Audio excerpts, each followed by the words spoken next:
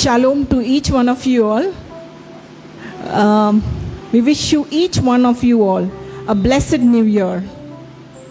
This year, Bible says, goodness and mercy shall follow us all the days of our lives. When the Lord is our shepherd, ದೇವರು ನಮ್ಮ ಕುರುಬ ಆಗುವಾಗ, ಮತ್ತು ನಾವು ಅವ್ರದ್ದು ಕುರಿ ಮರಿ ಆಗುವಾಗ, ನಾವು ಅವ್ರದ್ದು ಸ್ವರ ಕೇಳಿ ನಡೆಯುವಾಗ, ಇದು ವಾಗ್ದಾನ ನಮಗಿದೆ. 23 ಕೀರ್ತನೆಯಲ್ಲಿ ಬರೆದಿದೆ. Goodness and mercy shall follow you all the days of your life. ನಮಗೆ ಶುಭವೂ ಕೃಪೆಯೂ ಎಂದಿಗೂ ಹಿಂಬಾಲಿಸ್ತಾರೆ. ನಮಗೆ ಇದು ಲೋಕದಲ್ಲಿ ಇನ್ಸೆಕ್ಯೂರಿಟಿ ತುಂಬ ಇದೆ. ಬಟ್ ದೇವರದ್ದು ಮಕ್ಕಳಿಗೆ ದೇವರ ಮೇಲೆ, ದೇವರಿಂದ ನಮಗೆ ಸೆಕ್ಯೂರಿಟಿ ಬರ್ತದೆ. ಹೌದಲ್ಲ? ದೇವರದ್ದು ವಚನ ನಮಗೆ ಸೆಕ್ಯೂರಿಟಿ ಆಗಿದೆ.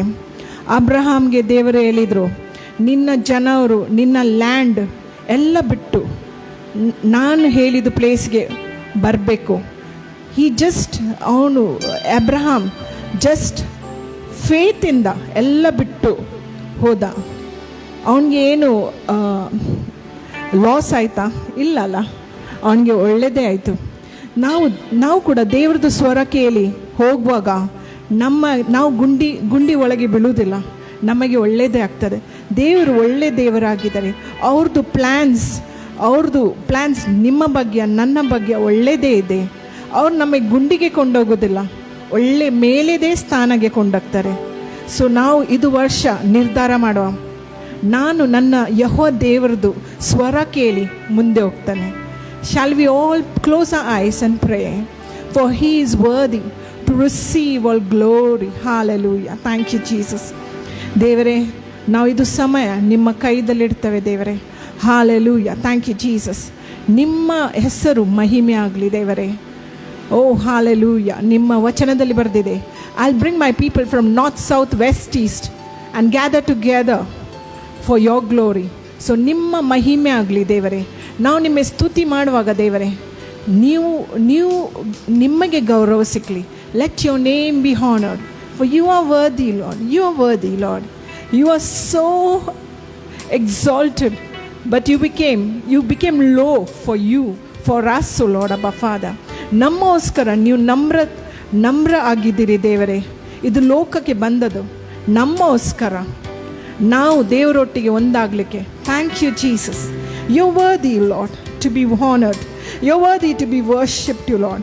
Yes, Lord, Abba Father. We thank you, Lord. Thank you, Father God, for saving us soul, O Lord, Abba Father. ನೀವು ನಮಗೆ ನಿಮ್ಮ ಕೃಪೆಯಿಂದ ದೇವರೇ ರಕ್ಷಣೆ ಕೊಟ್ಟಿದ್ದೀರಿ.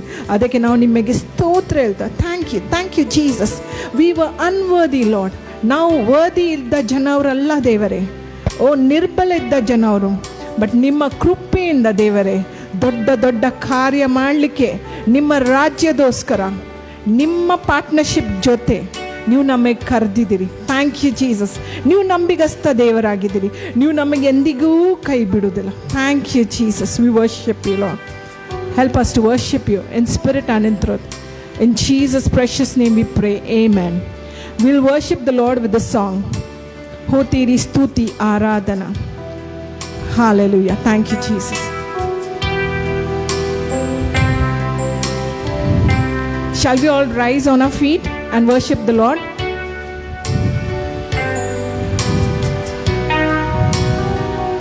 हो तेरी स्तुति और आराधना करता हूँ मैं तुझसे ये प्रार्थना, महिमा से तेरी तू इस जगह को भर, जो भी तू चाहे तू यहाँ पे कर. हालेलूया, हालेलूया, हालेलूया, हालेलूया,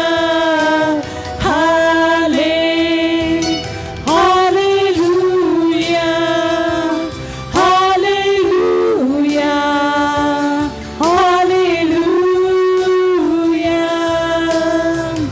हो तेरी स्तुति और आराधना करता हूँ मैं तुझसे ये प्रार्थना, महिमा से तेरी तू इस जगह को भर, जो भी तू चाहे तू यहाँ पर कर। Hallelujah, hallelujah, hallelujah, hallelujah,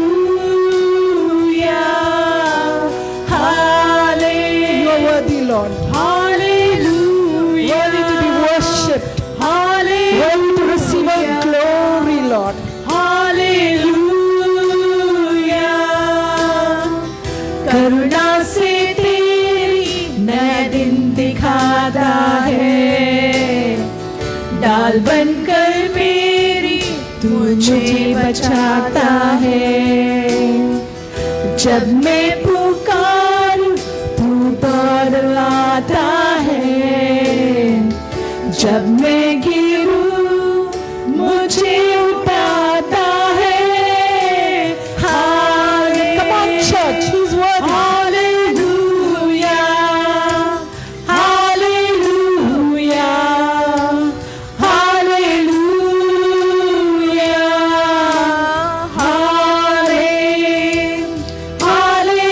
hallelujah, worthy to be worshipped, hallelujah, worthy to be honored, Almighty Heavenly Father.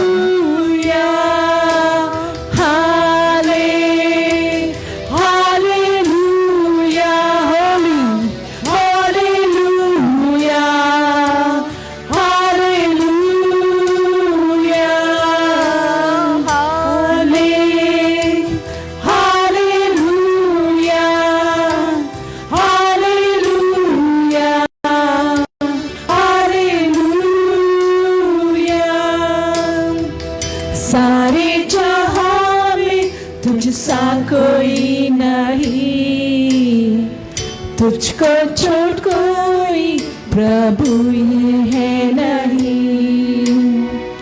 घुटने में टेकूं सिर्फ तेरे सामने, तू है मेरा प्रभु, तू मेरा पिता।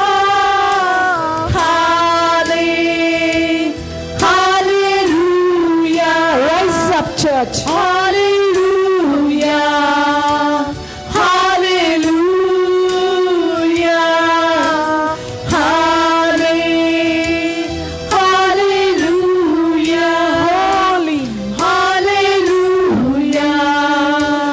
hallelujah,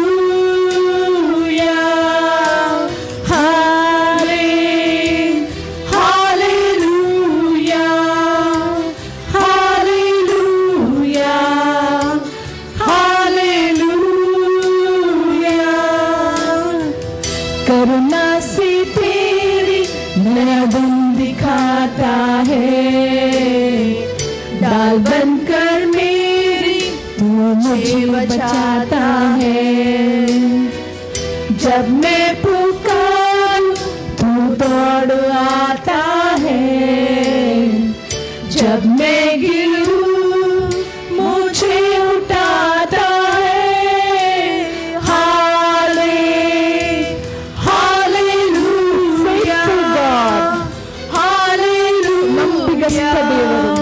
ನಿಮ್ಮೆ ನಾವು ಸ್ತೋತ್ರ ಹೇಳ್ತೇವೆ.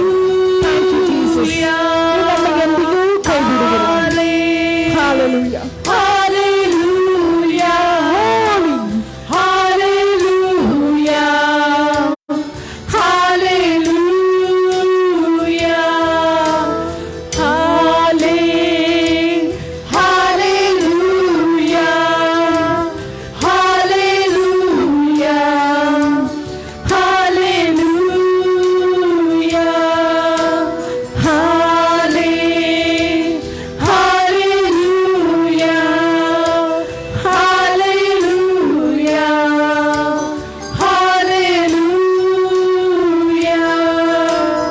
Hallelujah. Thank you, Jesus. In your presence there is fullness of joy. ನಿಮ್ಮ ಸನ್ನಿಧಿಯಲ್ಲಿ ಹಾಲೆಲೂಯ ಪರಿಪೂರ್ಣ ಸಂತೋಷ ಇದೆ. ನಿಮ್ಮ ವಾಕ್ಯ ಸತ್ಯ ಇದೆ. ಓ ಹಾಲೆಲೂಯ. ಇಲ್ಲಿ ಯಾರು ಕೂಡ ದೇವರೇ ನಮ್ಮ ಮಧ್ಯದಲ್ಲಿ ದುಃಖದಲ್ಲಿ ಇದ್ದರೆ ನಿಮ್ಮ ಅಭಿಷೇಕ ಅದು ದುಃಖ ಸಂತೋಷದಲ್ಲಿ ಬದಲಾಯಿಸ್ತಾನೆ. Yes, Lord, in your presence there is fullness of joy, and we believe your word, oh Father God. Lord, replace their sorrow with your joy, Lord. Hallelujah. Thank you, Jesus. Hallelujah. All heavens declare the glory of the risen Lord. Hallelujah. All heavens declare the glory of the risen Lord. Who can compare with the beauty of the Lord? All heavens declare the glory of the risen Lord. Who can compare with the beauty of the Lord? Forever you will be. Yes, Lord. The Lamb upon the throne, the Lamb upon the throne. I gladly bow my knees, I bow my knees and worship you alone. Forever you will be.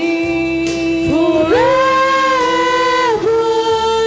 The Lamb upon the throne, the Lamb upon the throne. I gladly bow my knees, I bow my knees and worship you alone. I will proclaim the glory of the risen Lord. Yes, Lord. Who once was slain to reconcile man to God. I will proclaim. I will proclaim the glory of the risen Lord. Who once was slain. He was slain for us, Lord, to reconcile man to God. Forever you will be.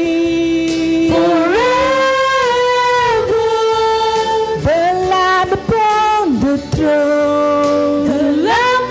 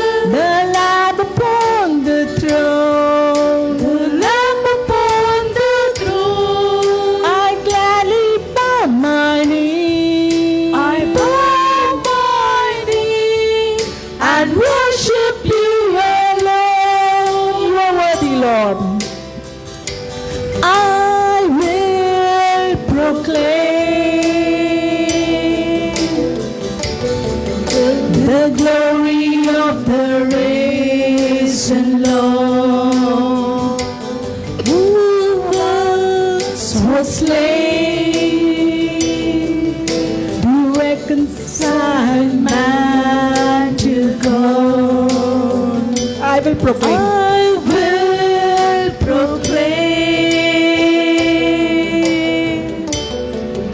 the glory of the risen Lord, who once was slain to reconcile man to God. ಎಂದೆಂದಿಗೂ ನೀನೆ, ಎಂದೆಂದಿಗೂ ನೀನೇ, ಎಂದೆಂದಿಗೂ ಸಿಂಹಾಸನಾಸೀನ, ಸಿಂಹಾಸನಾಸೀನ, ನನ್ನ ಹೃದಯದಿಂದ, ನನ್ನ ಹೃದಯದಿಂದ ಆರಾಧಿಸುವೆ. ಎಂದೆಂದಿಗೂ ನೀನೆ, ಎಂದೆಂದಿಗೂ ನೀನೇ, ಎಂದೆಂದಿಗೂ ಸಿಂಹಾಸನಾಸೀನ, ಸಿಂಹಾಸನಾಸೀನ, ನನ್ನ ಹೃದಯದಿಂದ, ನನ್ನ ಹೃದಯದಿಂದ ಆರಾಧಿಸುವೆ.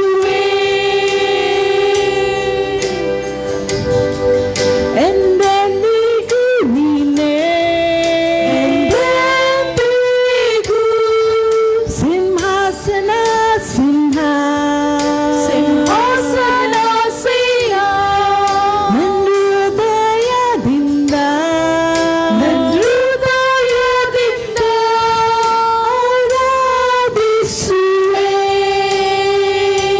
forever you will be, forever you will be, Forever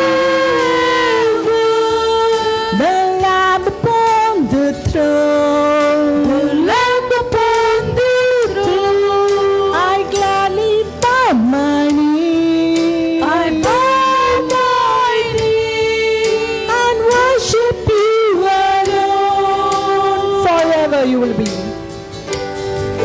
forever you will be, forever the Lamb upon the throne. the Lamb upon the throne. I gladly bow my knee I bow my knee and worship you alone. Yes, Lord, you're worthy to be worshipped, O Lord. You're worthy to be honored, Lord. ಓ ನಾವು ನಿಮಗೆ ಆರಾಧಿಸ್ತೇವೆ ದೇವರೇ, ಎಲ್ಲ ಮಹಿಮೆ ನಿಮಗೆ ದೇವರೇ, ಯಾಕೆ ನೀವೇ ನಿಜವಾಗಿ ದೇವರಾಗಿದ್ದೀರಿ, ನೀವು ನಮ್ಮ ಸೃಷ್ಟಿಕರ್ತ ದೇವರಾಗಿದ್ದೀರಿ. Oh you became so low for us Lord, for me Lord. ನನ್ನಗೋಸ್ಕರ ನೀವು ಎಲ್ಲ ಸ್ವರ್ಗದೆಲ್ಲ ಮಹಿಮೆ ಬಿಟ್ಟು ಈ ಲೋಕದಲ್ಲಿ ಜನ್ಮ ಆಗಿದ್ದೀರಿ ದೇವರೇ. ಹಾಲೆಲೂಯ ದೇವರೇ, ನನ್ನಗೋಸ್ಕರ ರಕ್ತ ಚೆಲ್ಲಿ ನೀವು ನಿಮ್ಮ ಪ್ರಾಣ ಕೊಟ್ಟು ನೀವು ನಮಗೆ ಬಿಡುಗಡೆ ಕೊಟ್ಟಿದ್ರಿ. ಇನ್ನೊಮ್ಮೆ ದೇವರೇ, ನೀವು ನಮಗೆ redeemed us lord. S lord, ನೀವು ನಮಗೆ ಇನ್ ದಿ ವಾಪಸ್ ಲಾರ್ಡ್ ದೇವರದ್ದು ಮಕ್ಕಳು ಮಾಡಿದ್ದೇವೆ. Thank you, Jesus. You redeemed us back to God, Lord. Thank you, Jesus. We worship you, Lord. Hallelujah. You are beautiful beyond description, too marvelous for words. You are beautiful beyond description,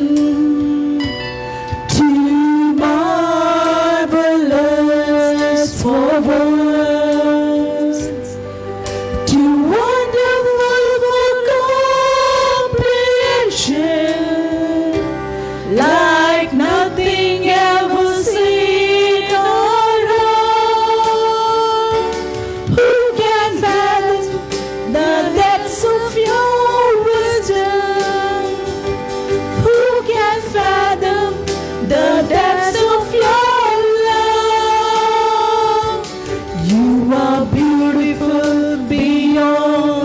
description, majesty and throne above, and I stand in awe of you.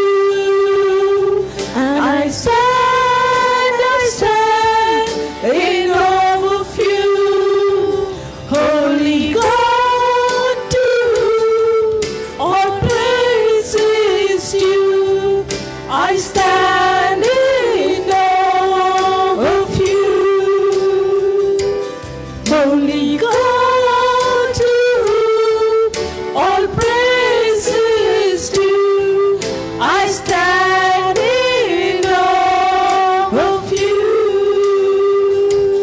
You are beautiful beyond description, Yes, Lord. too marvelous for words. You are beautiful beyond description, too marvelous for words, too wonderful for comprehension, like nothing ever seen or heard. Who can fathom the depths of your wisdom? Who can fathom the depths of your love? You are beautiful beyond description, majesty and glory above. And I stand in awe of you, yes, Lord. And I stand in awe of you, Holy God, to whom all praise is due. I stand in awe of you, Holy God, to whom all praise is due. I stand in awe of you. Mekada तेरी आंगन में, Mekada तेरी आंगन में, पवित्र प्रभु आदर की आनंद, Mekada तेरी आंगन में. God to whom all praise is due, I stand in awe of you. Yes, Lord, you're worthy, Lord, to receive all glory, Lord. I stand in awe of you. You are an awesome God. ನೀವು ಮಹೋನ್ನತ ದೇವರಾಗಿದ್ದೀರಿ. Lord hallelujah. ನಾವು ನಮ್ಮ own ಸೆಲ್ಫ್ಗೆ ಬಿಟ್ಟು ಕೊಡ್ತೇವೆ ದೇವರೇ. Hallelujah. ಇಲ್ಲಿ ದೇವರೇ ನೀವು ಆಳ್ವಿಕೆ ಮಾಡ್ತಾ ಇದ್ದೀರಿ. ನಿಮ್ಮ ಪವಿತ್ರ ಆತ್ಮ ಇಲ್ಲಿ ಆಳ್ವಿಕೆ ಮಾಡ್ತಾ ಇದ್ದಾರೆ. ಈಗೋ ದೇವರೇ ನಿಮಗೆ ಎಂತ ಬೇಕು ಅದು ಕಾರ್ಯ ಮಾಡಿ. ನಿಮ್ಮ ವಚನ ದೇವರೇ ಅದರಲ್ಲಿ ಜೀವ ಇದೆ ದೇವರೇ. ಅದರಲ್ಲಿ ಕಾರ್ಯ ಮಾಡಲಿಕ್ಕೆ ಶಕ್ತಿ ಇದೆ ದೇವರೇ. ಲಾರ್ಡ್ ನಿಮ್ಮ ವಾಕ್ಯ ರಿಲೀಸ್ ಮಾಡಿ ಮತ್ತು ನಿಮ್ಮ ವಾಕ್ಯ ನಮ್ಮ ಚೈತನ್ಯ ಕೊಡ್ತದೆ. Hallelujah. Your word comforts us, Lord. Speak to us, Lord. In Jesus' precious name we pray. Amen. Thank you, Jesus. We request Pastor Prakash Karkada to come here and give the word, to share the word of God.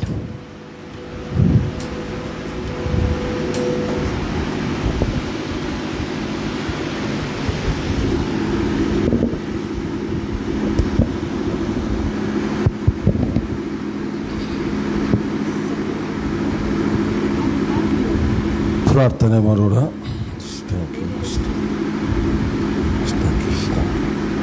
Hallelujah. Hallelujah. Thank you. Thank you. Yes. Holy.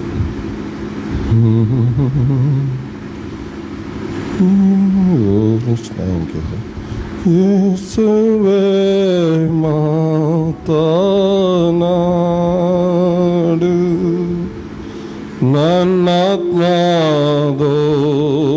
ನನ್ನಾತ್ಮದೊಂದಿಗೆ ನನ್ನನ್ನು ಕೇಳ ಮಾಡು ನಿಂದಿವ್ಯಾಧ್ವನಿಯೇ ಯೇಸುವೆ ಹೋರಾಮಾಡು ನನ್ನ ಸೆಲ್ವೆಯನ್ನೇ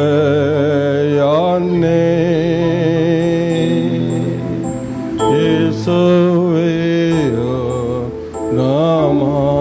ಹೋರಾಮಾಡು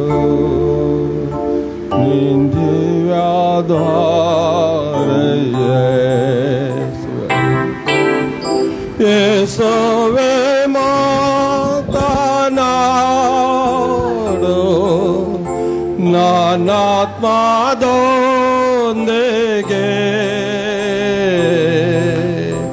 ನನ್ನನ್ನು ಕೇಳ ಮಾಡೋ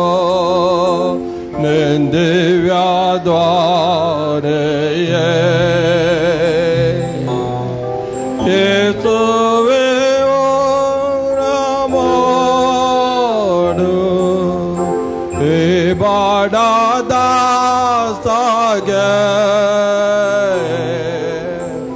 hallelujah ಹಾಡುವೆನು ಜೀವಂತ್ಯವರೆಗೆ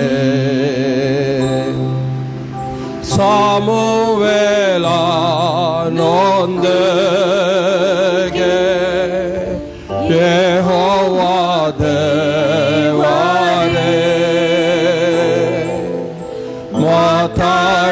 ಮಾತಾಡಿದಂತೆ ಈಗ ನಮ್ಮೆಲ್ಲರ ಕೂಡ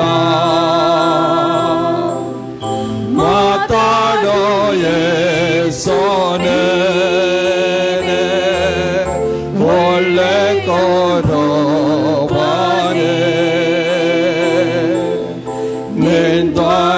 ನಿಂದನಿಯನ್ನು ಕೇಳ ಕೃಪೆಯ ಕೊಡಯ್ಯ ಯೇಸುವೆ ಮಾತನಾಡು ನನ್ನಾತ್ಮದೊಂದಿಗೆ ನನ್ನನ್ನು ಕೇಳ ಮಾಡೋ ನಿಂದಿವ್ಯಾಧ್ವನಿಯೇ ನಿನ್ನ ಕೃಪೆ ಸಾಕು ಈ ಬಡದಾಸಗೆ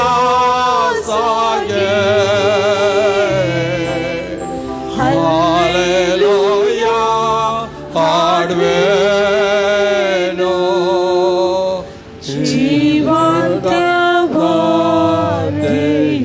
ಹಾಲೆಲೂಯ ಹಾಲೆಲೂಯ ನಿನ್ನೆ ಜಾಡೆಯ ನಾಡೆಯ ಆಸೆಯೇ ನಂಗಿದೆ ಯೇಸುಕಾತ ಕೊಡಯ್ಯ ಕೃಪೆಯ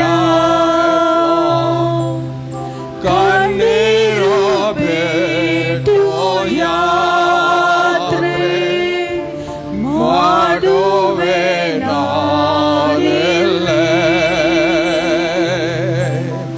ಕಣ್ಣೀರು ವಾಸನೆ ಯೇಸುವೆ ಪಾರಾದೆ ಯೇಸುವೆ ಮಾತನಾಡು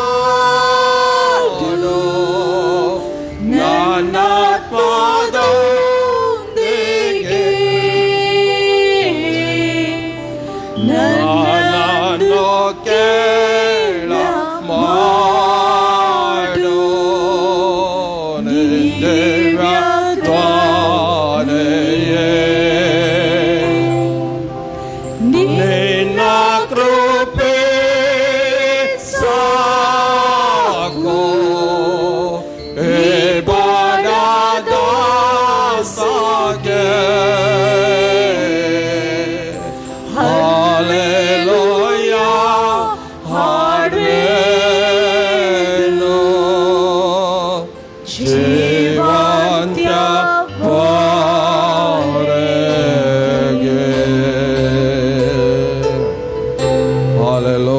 ಸ್ತೋತ್ರ ಯೇಸುವೆ, ಸ್ತೋತ್ರ ಸ್ವಾಮಿ.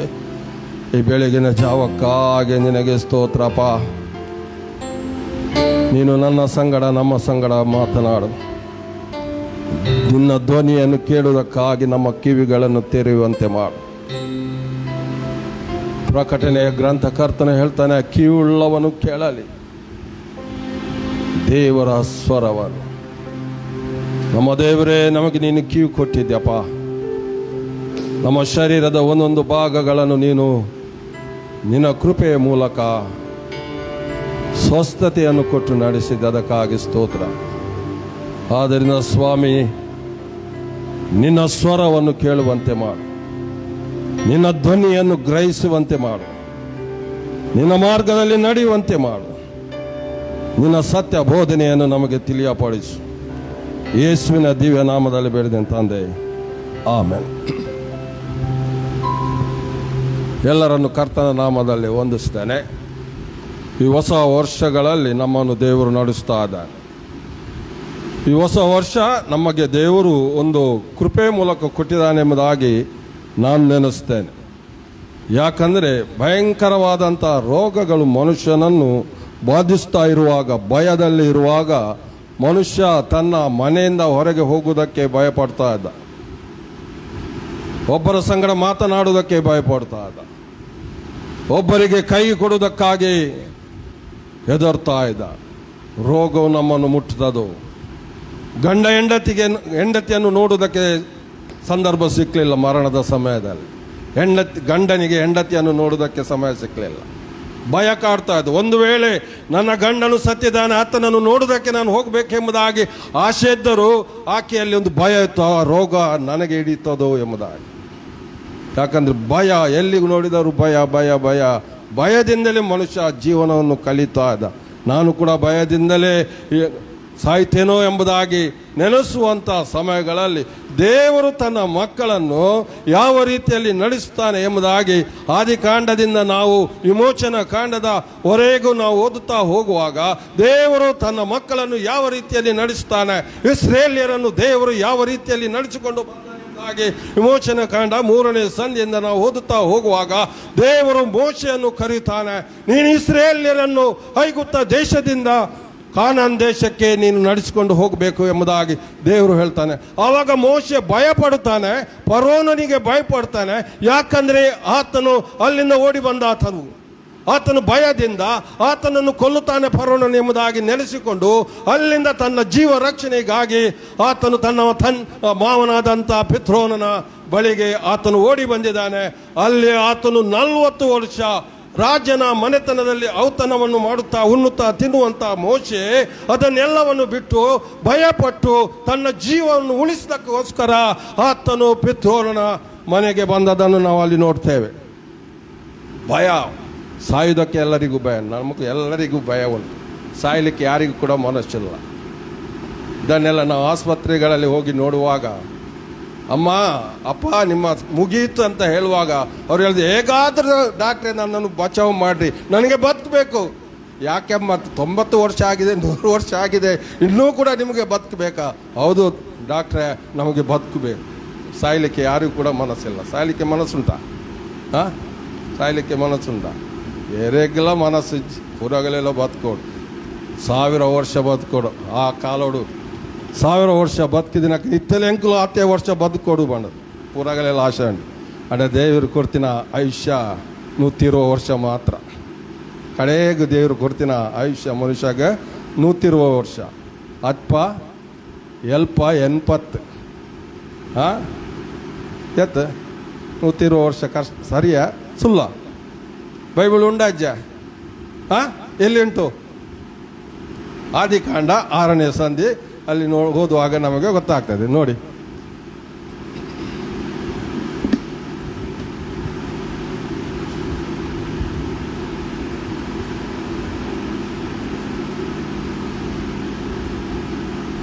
ಸಿಕ್ಕಿತಾ? ಸಿಕ್ಕಿನ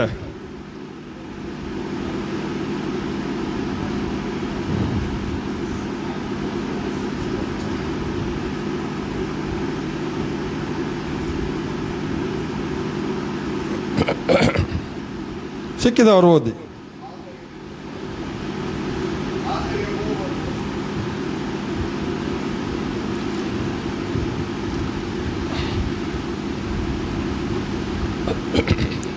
ಆಗ ಯೆಹೋವನು, ನನ್ನ ಆತ್ಮವು ಮನುಷ್ಯರಲ್ಲಿ ಶಾಶ್ವತವಾಗಿರುವುದಿಲ್ಲ. ಆಗ ಯೆಹೋವನು, ನನ್ನ ಆತ್ಮವು ಮನುಷ್ಯರಲ್ಲಿ ಶಾಶ್ವತವಾಗಿರುವುದಿಲ್ಲ. ಯಾವುದಕ್ಕೋಸ್ಕರ ದೇವರು ಈ ಮಾತನ್ನು ಹೇಳಿದ? ದೇವರು ಮನುಷ್ಯನ ವಿಷಯದಲ್ಲಿ ನೊಂದಿರ್ಬೋದು, ಪಶ್ಚಾತ್ತಾಪ ಪಟ್ಟಿರ್ಬೋದು, ಹೌದಲ್ಲ? ಅದಕ್ಕಾಗಿ ಆತನು ನೊಂದುಕೊಂಡು ಆತನ ಇಲ್ಲಿ ಹೇಳ್ತಾನೆ ಏನಂದ್ರೆ, ಹೇಳಿ, ಓದಿ. ಅವರು ಭ್ರಷ್ಟರಾದದರಿಂದ ಮರ್ತ್ಯರೇ, ಅವರ ಆಯುಷ್ಯವು 120 ವರ್ಷವಾಗಿರಲಿ ಅಂದನು. ಎಷ್ಟು ವರ್ಷ? 120 ವರ್ಷಕ್ಕೆ ತಂದು ಹುಟ್ಟಿದ. 120ಕ್ಕೆ ದೇವರು ತಂದು ನಿಲ್ಲಿಸಿದ. ಆದರೆ ದೇವರು ಮನುಷ್ಯನಿಗೆ ಕೊಟ್ಟಂಥ ದೀರ್ಘಾಯುಷ್ಯ, ಆದಾಮನು ಎಷ್ಟು ವರ್ಷ ಬದುಕಿದ? 900 ಎಷ್ಟು? 30 70 ಎಲ್ಲಿಂಟು?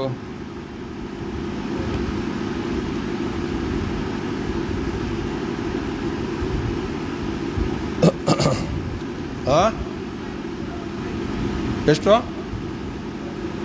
930 ಅಲ್ಲ? 930 ವರ್ಷ ಬದುಕಿದಂಥ ಆದಾಮನು ಎಲ್ಲಿಗೆ ತಂದು ನಿಲ್ಲಿಸಿದ ದೇವರು? ಎಂಚಿನ ಮೋಸ ಮಲ್ಕೊಂಡು ದೇವರತೆ 20 ವರ್ಷ ಬದುಕ್ಯಾರ ಮನುಷ್ಯಗ ಆಸೆ ಆಂಡ ದೇವರು ನೂತಿ ರೋಗ ಕಂತು ಬಿಡಿಯರತ್ತ. ಅಯ್ಯ, ಹೇಗೆ ನಾವು ಜೀವಿಸಲೇನು, ಹೇಗೆ ನಾವು ಖುಷಿ ಪ್ರಕಾರ ನಡೆಯಲಿ ಎಂಬುದಾಗಿ.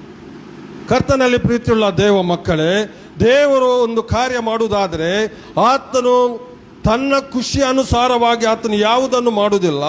ಮನುಷ್ಯನನ್ನು ದೇವರು ಉಂಟು ಮಾಡಿದಾಗ ಅವರು ಒಳ್ಳೆಯವರು ಎಂಬುದಾಗಿ, ದೀರ್ಘಕಾಲ ಬದುಕಿರಿ ಎಂಬುದಾಗಿ ಆತನು ಆಶೀರ್ವಾದ ಮಾಡಿದ ಮೇಲೆ ಅವರಿಗೆ ಈ ರೀತಿಯಾಗಿ ಆಯುಷ್ಯವನ್ನು 120ಕ್ಕೆ ತಂದು ಮುಟ್ಟಿಸುವಂಥ ಆಲೋಚನೆ ದೇವರು ಮಾಡಲಿಲ್ಲ. ದೇವರು ಆಲೋಚನೆ ಮಾಡುವುದು ಕಾರಣ ಏನಂದರೆ, ಮನುಷ್ಯರು ದೇವರಿಗೆ ವಿರೋಧವಾಗಿ ಹೋಗುವಾಗ ಆತನ ಜೀವನದಲ್ಲಿ ಅನೇಕ ಕಷ್ಟಗಳು, ನಷ್ಟಗಳು, ನಿರಾಶೆಗಳು, ಮರಣಗಳು, ರೋಗಗಳನ್ನು ತಂದು ಹಾಕ್ತಾನೆ. ಯಾಕಂದರೆ ಆತನು ನನ್ನನ್ನು ತಿಳಿದುಕೊಳ್ಳಬೇಕೆಂಬುದಾಗಿ. ಕೆಲವ್ರನ್ನ ಹೇಳ್ತಾರೆ ದೇವರು ರೋಗವನ್ನು ಅದನ್ನು ಇದನ್ನೆಲ್ಲ ತರುವುದಿಲ್ಲ. ಖಂಡಿತ ದೇವರು ಒಂದೊಂದು ಸಲ ನಮ್ಮ ಜೀವನದಲ್ಲಿ ದೇವರಿಗೆ ಅವಿಧೇಯರಾಗಿ ನಾವು ಹೋಗುವಾಗ ದೇವರು ನಮ್ಮನ್ನು ಒಡೆದು ದೇವರನ್ನು ತನ್ನ ಬಳಿಗೆ ಆತನು ತರುತ್ತಾನೆ. ಆದ್ದರಿಂದ ಅಪೊಸ್ತಲನಾದಂಥ ಪೌಲನು ಹೇಳ್ತಾನೆ, ಯಾರಿಗೆ ಹೇಳ್ತಾನೆ? ತಿಮೋತಿನಿಗೆ ಹೇಳ್ತಾನೆ, ಎಚ್ಚರಿಸು, ಗದರಿಸು, ಖಂಡಿಸು ಎಂಬುದಾಗಿ. ಯಾಕಂದರೆ ಮನುಷ್ಯ ನನ್ನನ್ನು ಬಿಟ್ಟು ನಾಶವಾಗಿ ಹೋಗಬಾರದೆಂಬುದಾಗಿ ದೇವರ ಒಂದು ಆಶೆ, ಆತನ ಉದ್ದೇಶ ಏನಂದರೆ ದೇವರು ಮನುಷ್ಯನ ಜೊತೆಯಲ್ಲಿ ವಾಸ ಮಾಡಬೇಕೆಂಬುದಾಗಿ ಆತನು ಆಶೆ ಪಟ್ಟು ಮನುಷ್ಯನನ್ನು ಈ ಲೋಕದಲ್ಲಿ ಉಂಟು ಮಾಡಿದ. ಇವತ್ತು ನನ್ನನ್ನು ನಿನ್ನನ್ನು ದೇವರು ಈ ದಿನದಲ್ಲಿ ಈ 2021ರಲ್ಲಿ ತಂದು ನಿಲ್ಲಿಸುವುದಾದರೆ ದೇವರ ಒಂದು ಉದ್ದೇಶ ಉಂಟು. ಎಷ್ಟೋ ಜನರು ಈ ಲೋಕವನ್ನು ಬಿಟ್ಟು ಹೋದರು, ಎಷ್ಟೋ ಜನ ಹೋದರು, ನಮ್ಮವರು ಎಷ್ಟೋ ಜನ ಹೋದರು ಈ ಲೋಕವನ್ನು. ಈ ಕೊರೋನಾದ ಮೂಲಕ ನೆನೆಸದ ಗಳಿಗೆಯಲ್ಲಿ ಬಲಿಷ್ಠರು, ಜ್ಞಾನವಂತರು, ಐಶ್ವರ್ಯವಂತರು, ಸಂಪನ್ನರು ಎಲ್ಲ ಆರೋಗ್ಯ ಇದ್ದವರು ಈ ಲೋಕದಲ್ಲಿ ಕ್ಷಣದಲ್ಲಿ, ಒಂದು ವಾರದಲ್ಲೇ ಈ ಲೋಕವನ್ನು ಬಿಟ್ಟು ಹೋದರು. ಮರಣ ಈಗಲೂ ಕೂಡ ನಿಲ್ಲಿಲ್ಲ. ಕೊರೋನಾದ್ದು ಈಗಲೂ ಕೂಡ ಸ್ಟಾರ್ಟ್ ಆಗ್ತಾ ಇನ್ನೂ ಕೂಡ ಉಂಟು. ಆದರೆ ನಾವು ಒಂದೊಂದು ಸಲ ದೇವರಿಗೆ ವಿರೋಧವಾಗಿ ಜೀವಿಸುವಾಗ, ಬಾಂಬೆಯಲ್ಲಿ ನಮ್ಮ ತಾಣದಲ್ಲಿ ಈಗ ಕೊರೋನಾ ಸ್ಟಾರ್ಟ್ ಆಗಿದಂಥ ಸುದ್ದಿ ಉಂಟು. ನಮ್ಮ ಅಯ್ಯನವರಿಗೆ ಬಂದಿದೆ. ಈಗ ಎಲ್ಲ ಕ್ರೈಸ್ತರು ಮೊದಲೇ ಹೆದರ್ಕೊಂಡು ಚರ್ಚಿಗೆ ಹೋಗುವುದನ್ನು ನಿಲ್ಲಿಸಿದ್ದಾರೆ. ಇನ್ನೂ ಕೂಡ ಚರ್ಚಿಗೆ ಹೋಗುವವರು ಯಾರು ಕೂಡ ಇಲ್ಲ ನಾನು ಅನ್ನಿಸ್ತೇನೆ. ಈಗ ಬಾಂಬೆಯಲ್ಲಿ ಚರ್ಚ್ ಚಾಲಾಗಿದೆ, ಆದರೆ ಯಾರು ಕೂಡ ಹೋಗ್ಲಿಕ್ಕಿಲ್ಲ. ಯಾಕಂದರೆ ಯಾರಿಗೂ ಕೂಡ ಸಾಯಲಿಕ್ಕೆ ಮನಸ್ಸಿಲ್ಲ. ಚರ್ಚ್ ಆದರೂ ಬಿಡ್ಬೋದು, ದೇವರನ್ನು ಬಿಡಬಹುದು, ಆದರೆ ಸಾಯಲಿಕ್ಕೆ ಮನಸ್ಸಿಲ್ಲ. ಆ ರೀತಿ ಮನುಷ್ಯ ಇವತ್ತು ಜೀವಿಸ್ತಾ ಇದ್ದಾನೆ. ದೇವರನ್ನು ತಿಳಿದವರು, ಇಸ್ರೇಲ್ಯರು ದೇವರನ್ನು ತಿಳಿದವರು, ದೇವರು ಅವರಿಗೆ ವಿಶೇಷವಾದ ಆಶೀರ್ವಾದವನ್ನು ಕೊಟ್ಟಿದ್ದರೂ ಕೂಡ ಮನುಷ್ಯನು ತಾವು ಭ್ರಷ್ಟರಾಗಿ ದೇವರಿಗೆ ವಿರೋಧವಾಗಿ ಜೀವಿಸುವುದರಿಂದ ದೇವರು ಮನುಷ್ಯನನ್ನು ಉಂಟು ಮಾಡಿದಕ್ಕಾಗಿ ಪಶ್ಚಾತ್ತಾಪ ಪಟ್ಟನು. ಜಲಪ್ರಳಯವು ಲೋಕದ ಮೇಲೆ ಬಂತು, ನಾವು ಅಲ್ಲಿ ನೋಡುತ್ತೇವೆ. ಕರ್ತನಲ್ಲಿ ಪ್ರೀತಿಯುಳ್ಳ ದೇವ ಮಕ್ಕಳೇ, ಜಲಪ್ರಳಯ ಯಾಕೆ ಬರಬೇಕಾಯಿತು? ದೇವರಿಗೆ ವಿರೋಧವಾಗಿ, ದೇವರಿಗೆ ಮೋಸ ಮಾಡಿ ದೇವರಿಗೆ ದ್ರೋಹ ಮಾಡಿ ದೇವರನ್ನು ನಂಬುತ್ತೇನೆ ಎಂಬುದಾಗಿ ಮಾತು ಕೊಟ್ಟಂತಹ ಇಸ್ರೇಲ್ಯರು ದೇವರಿಗೆ ವಿರೋಧವಾಗಿ ಹೋದದರಿಂದ ಅಲ್ಲಿ ನಾವು ನೋಡ್ತೇವೆ, ಅವರನ್ನು ಎಷ್ಟೋ ಜನರನ್ನು ಐಗುಪ್ತ ದೇಶದಿಂದ ಕರೆದುಕೊಂಡು ಹೋಗಿ ಅರಣ್ಯದಲ್ಲಿ ಮರುಭೂಮಿಗಳಲ್ಲಿ ನಾಶವಾಗುವುದನ್ನು ನಾವು ನೋಡ್ತೇವೆ. ಆದರೆ ದೇವರು ವಾಗ್ದಾನ ಮಾಡಿದಂತಹ ದೇಶಕ್ಕೆ ಹೋದವರು ಎಷ್ಟು ಮಂದಿ? 2 ಮಂದಿ ಮಾತ್ರ. ಎಷ್ಟೋ ಲಕ್ಷ ಜನರು ಐಗುಪ್ತ ದೇಶದಿಂದ ಹೋಗಿದ್ದಾರೆ. ಐಗುಪ್ತಕ್ಕೆ ಹೋದವರು 70 ಮಂದಿ. ಯಾಕೋಬನ ಕಾಲದಲ್ಲಿ, ಯೋಸೇಫನ ಕಾಲದಲ್ಲಿ 70 ಮಂದಿ ಹೋಗಿದ್ರು. ಆದರೆ ಅಲ್ಲಿ ಜನವು ಹೆಚ್ಚು ಆದದರಿಂದ, ದೇವ ಮಕ್ಕಳು ಅಲ್ಲಿ ಉತ್ಪತ್ತಿ ಆದದರಿಂದ ಫರೋಹನನು ಹೊಟ್ಟೆ ಕಿಚ್ಚುಪಟ್ಟು, ಇವರು ಒಂದು ವೇಳೆ ನಮಗೆ ಇಸ್ರೇಲ್ಯರಿಗೆ ಯುದ್ಧ ಆಗುವಾಗ ಅವರು ನಮಗೆ ವಿರೋಧವಾಗಿ ನಿಂತಾರು ಎಂಬುದಾಗಿ ಫರೋಹನ ಅರಸನು ನೆನೆಸಿಕೊಂಡು ಅವರನ್ನು ಹಿಂಸೆ ಪಡಿಸುವುದನ್ನು ದೇವರ ವಾಕ್ಯದಲ್ಲಿ ನೋಡುತ್ತೇವೆ. ಅವರನ್ನು ಬಿಟ್ಟು ಕೆಲಸಕ್ಕೆ ನೇಮಿಸುವುದನ್ನು ನೋಡುತ್ತೇವೆ. ಆ ಕೆಲಸ ಏನು? ಈಗಿನ ಹಾಗೆ ಅಲ್ಲ, ಎಲ್ಲ ರೆಡಿ ಇದ್ದು ಕೆಲಸ ಮಾಡುವಂಥದ್ದಲ್ಲ. ಆದರೆ ಒಂದು ದಿನ ಅವರು ಎಲ್ಲ ರೆಡಿ ಇದ್ದು ಕೆಲಸ ಮಾಡ್ತಾ ಇದ್ದರು. ಆದರೆ ಅವರ ಮೇಲೆ ಆತನು ಕಠಿಣವಾದ ಶಿಕ್ಷೆಯನ್ನು ಕೊಡುವುದನ್ನು ನಾವು ನೋಡ್ತೇವೆ. ಅವರೇ ಹೋಗಿ ಮಣ್ಣನ್ನು ತರಬೇಕು, ಅವರೇ ತಂದು ಇಟ್ಟಿಗೆಯನ್ನು ಮಾಡಿ ಅದೇ ರೀತಿ ಲೆಕ್ಕವನ್ನು ಪ್ರತಿದಿನ ಕೊಡಬೇಕಿತ್ತು. ಈ ರೀತಿ ಅವರನ್ನು ಹಿಂಸೆ ಪಡಿಸಿದ. ಆವಾಗ ದೇವರು ಮನಮರುಗಿದ. ನಾನು ಉಂಟು ಮಾಡಿದ ಜನರು ಕಷ್ಟವನ್ನು ಅನುಭವಿಸ್ತಾ ಇದ್ದಾರಲ್ಲ. ಅಬ್ರಾಮ್, ಇಸಾಕ್, ಯಾಕೋಬನಿಗೆ ಮಾಡಿದಂತಹ ವಾಗ್ದಾನಗಳನ್ನು ದೇವರು ನೆನಪಿಸಿಕೊಂಡು ದೇವರು ಮೋಶೆಯನ್ನು ನೇಮಿಸುವುದನ್ನು ನಾವು ನೋಡ್ತೇವೆ. ವಿಮೋಚನ ಕಾಂಡ 3ನೇ ಸಂಧಿಯಲ್ಲಿ ನೋಡುವಾಗ ದೇವರು ಮೋಶೆಯನ್ನು ಕರೆದು ಆತನನ್ನು ಇಸ್ರೇಲ್ಯರನ್ನು ಬಿಡುಗಡೆ ಮಾಡುವುದಕ್ಕಾಗಿ ಐಗುಪ್ತಕ್ಕೆ ಕಳಿಸುವುದನ್ನು ನಾವು ನೋಡುತ್ತೇವೆ. ಕರ್ತನಲ್ಲಿ ಪ್ರೀತಿಯುಳ್ಳ ದೇವ ಜನರೇ, ದೇವರು ನಮ್ಮನ್ನು ನೇಮಿಸುವುದಾದರೆ, ದೇವರು ನಮ್ಮನ್ನು ಒಂದು ವೇಳೆ ಕರೆಯುವುದಾದರೆ, ದೇವರು ನಮ್ಮನ್ನು ಆರಿಸಿಕೊಂಡಿರುವುದಾದರೆ ನಾವು ಯೋಗ್ಯರಾಗಿ ದೇವರಿಗೆ ಜೀವಿಸಬೇಕೆಂಬುದ ಉದ್ದೇಶದಿಂದ ದೇವರು ನಮ್ಮನ್ನು ಆರಿಸಿಕೊಂಡಿದ್ದಾನೆ. ಈ ಲೋಕದಲ್ಲಿ ಎಷ್ಟೋ ಜನರಿದ್ದಾರೆ, ಎಷ್ಟೋ ಐಶ್ವರ್ಯವಂತರಿದ್ದಾರೆ, ಎಷ್ಟೋ ಜ್ಞಾನವಂತರಿದ್ದಾರೆ, ಎಷ್ಟೋ ಬುದ್ಧಿವಂತರಿದ್ದಾರೆ, ಎಷ್ಟೋ ಸಂಪತ್ತು ಇದ್ದವರು ಇದ್ದಾರೆ. ಆದರೆ ಇವತ್ತು ನನ್ನನ್ನು ನಿನ್ನನ್ನು ದೇವರು ಆರಿಸುವುದಾದರೆ ಒಂದು ಉದ್ದೇಶ ದೇವರು ನಮ್ಮಲ್ಲಿ ಇಟ್ಟಿದ್ದಾನೆ. ಆ ಉದ್ದೇಶ ದೇವರದ್ದು ನನ್ನಲ್ಲಿ ನೆರವೇರಬೇಕೆಂಬುದಾಗಿ ದೇವರು ಇಷ್ಟಪಟ್ಟು ನಮ್ಮನ್ನು ಆರಿಸಿಕೊಂಡಿದ್ದಾನೆ.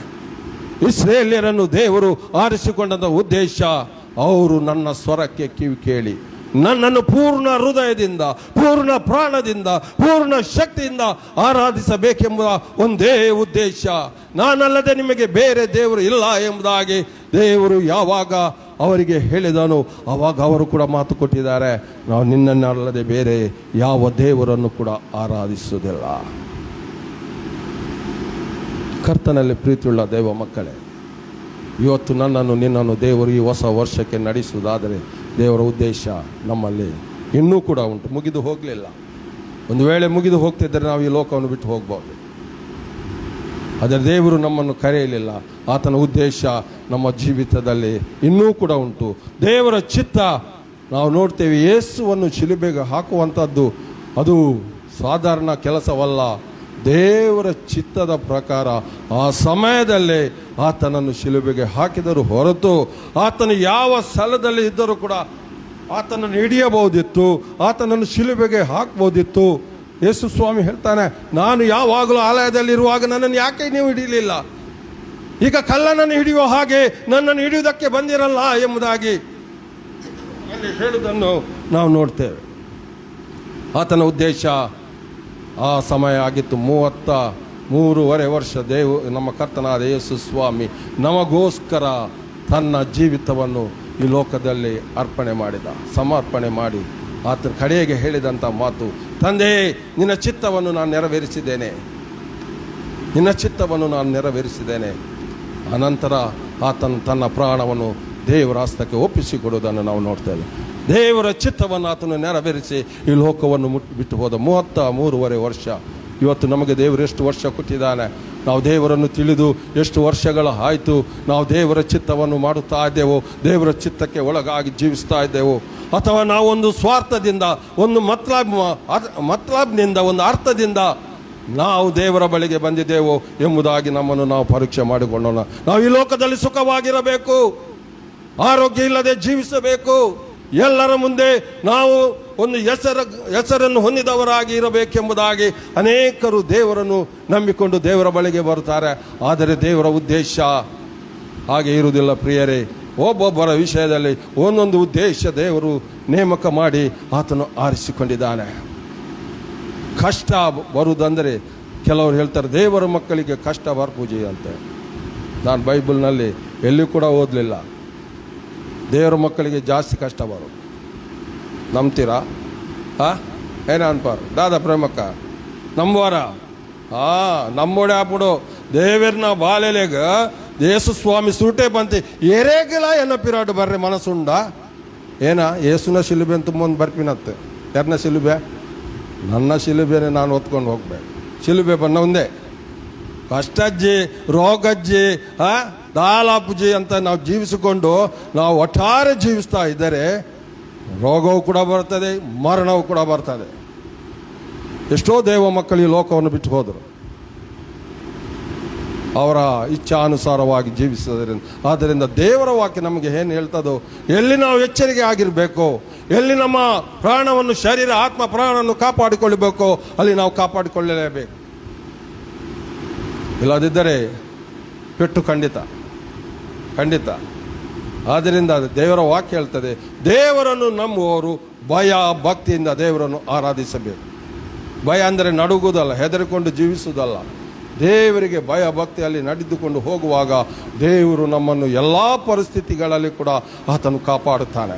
ಇಲ್ಲಿ ನಾವು ನೋಡ್ತೇವೆ ವಿಮೋಚನಾ ಕಾಂಡ 3ನೇ ಸಂಧಿಯಲ್ಲಿ ದೇವರು ಇಸ್ರೇಲ್ಯರನ್ನು ಐಗುಪ್ತ ದೇಶದಿಂದ ನಡೆಸುವುದಕ್ಕಾಗಿ ಫ್ಯಾನ್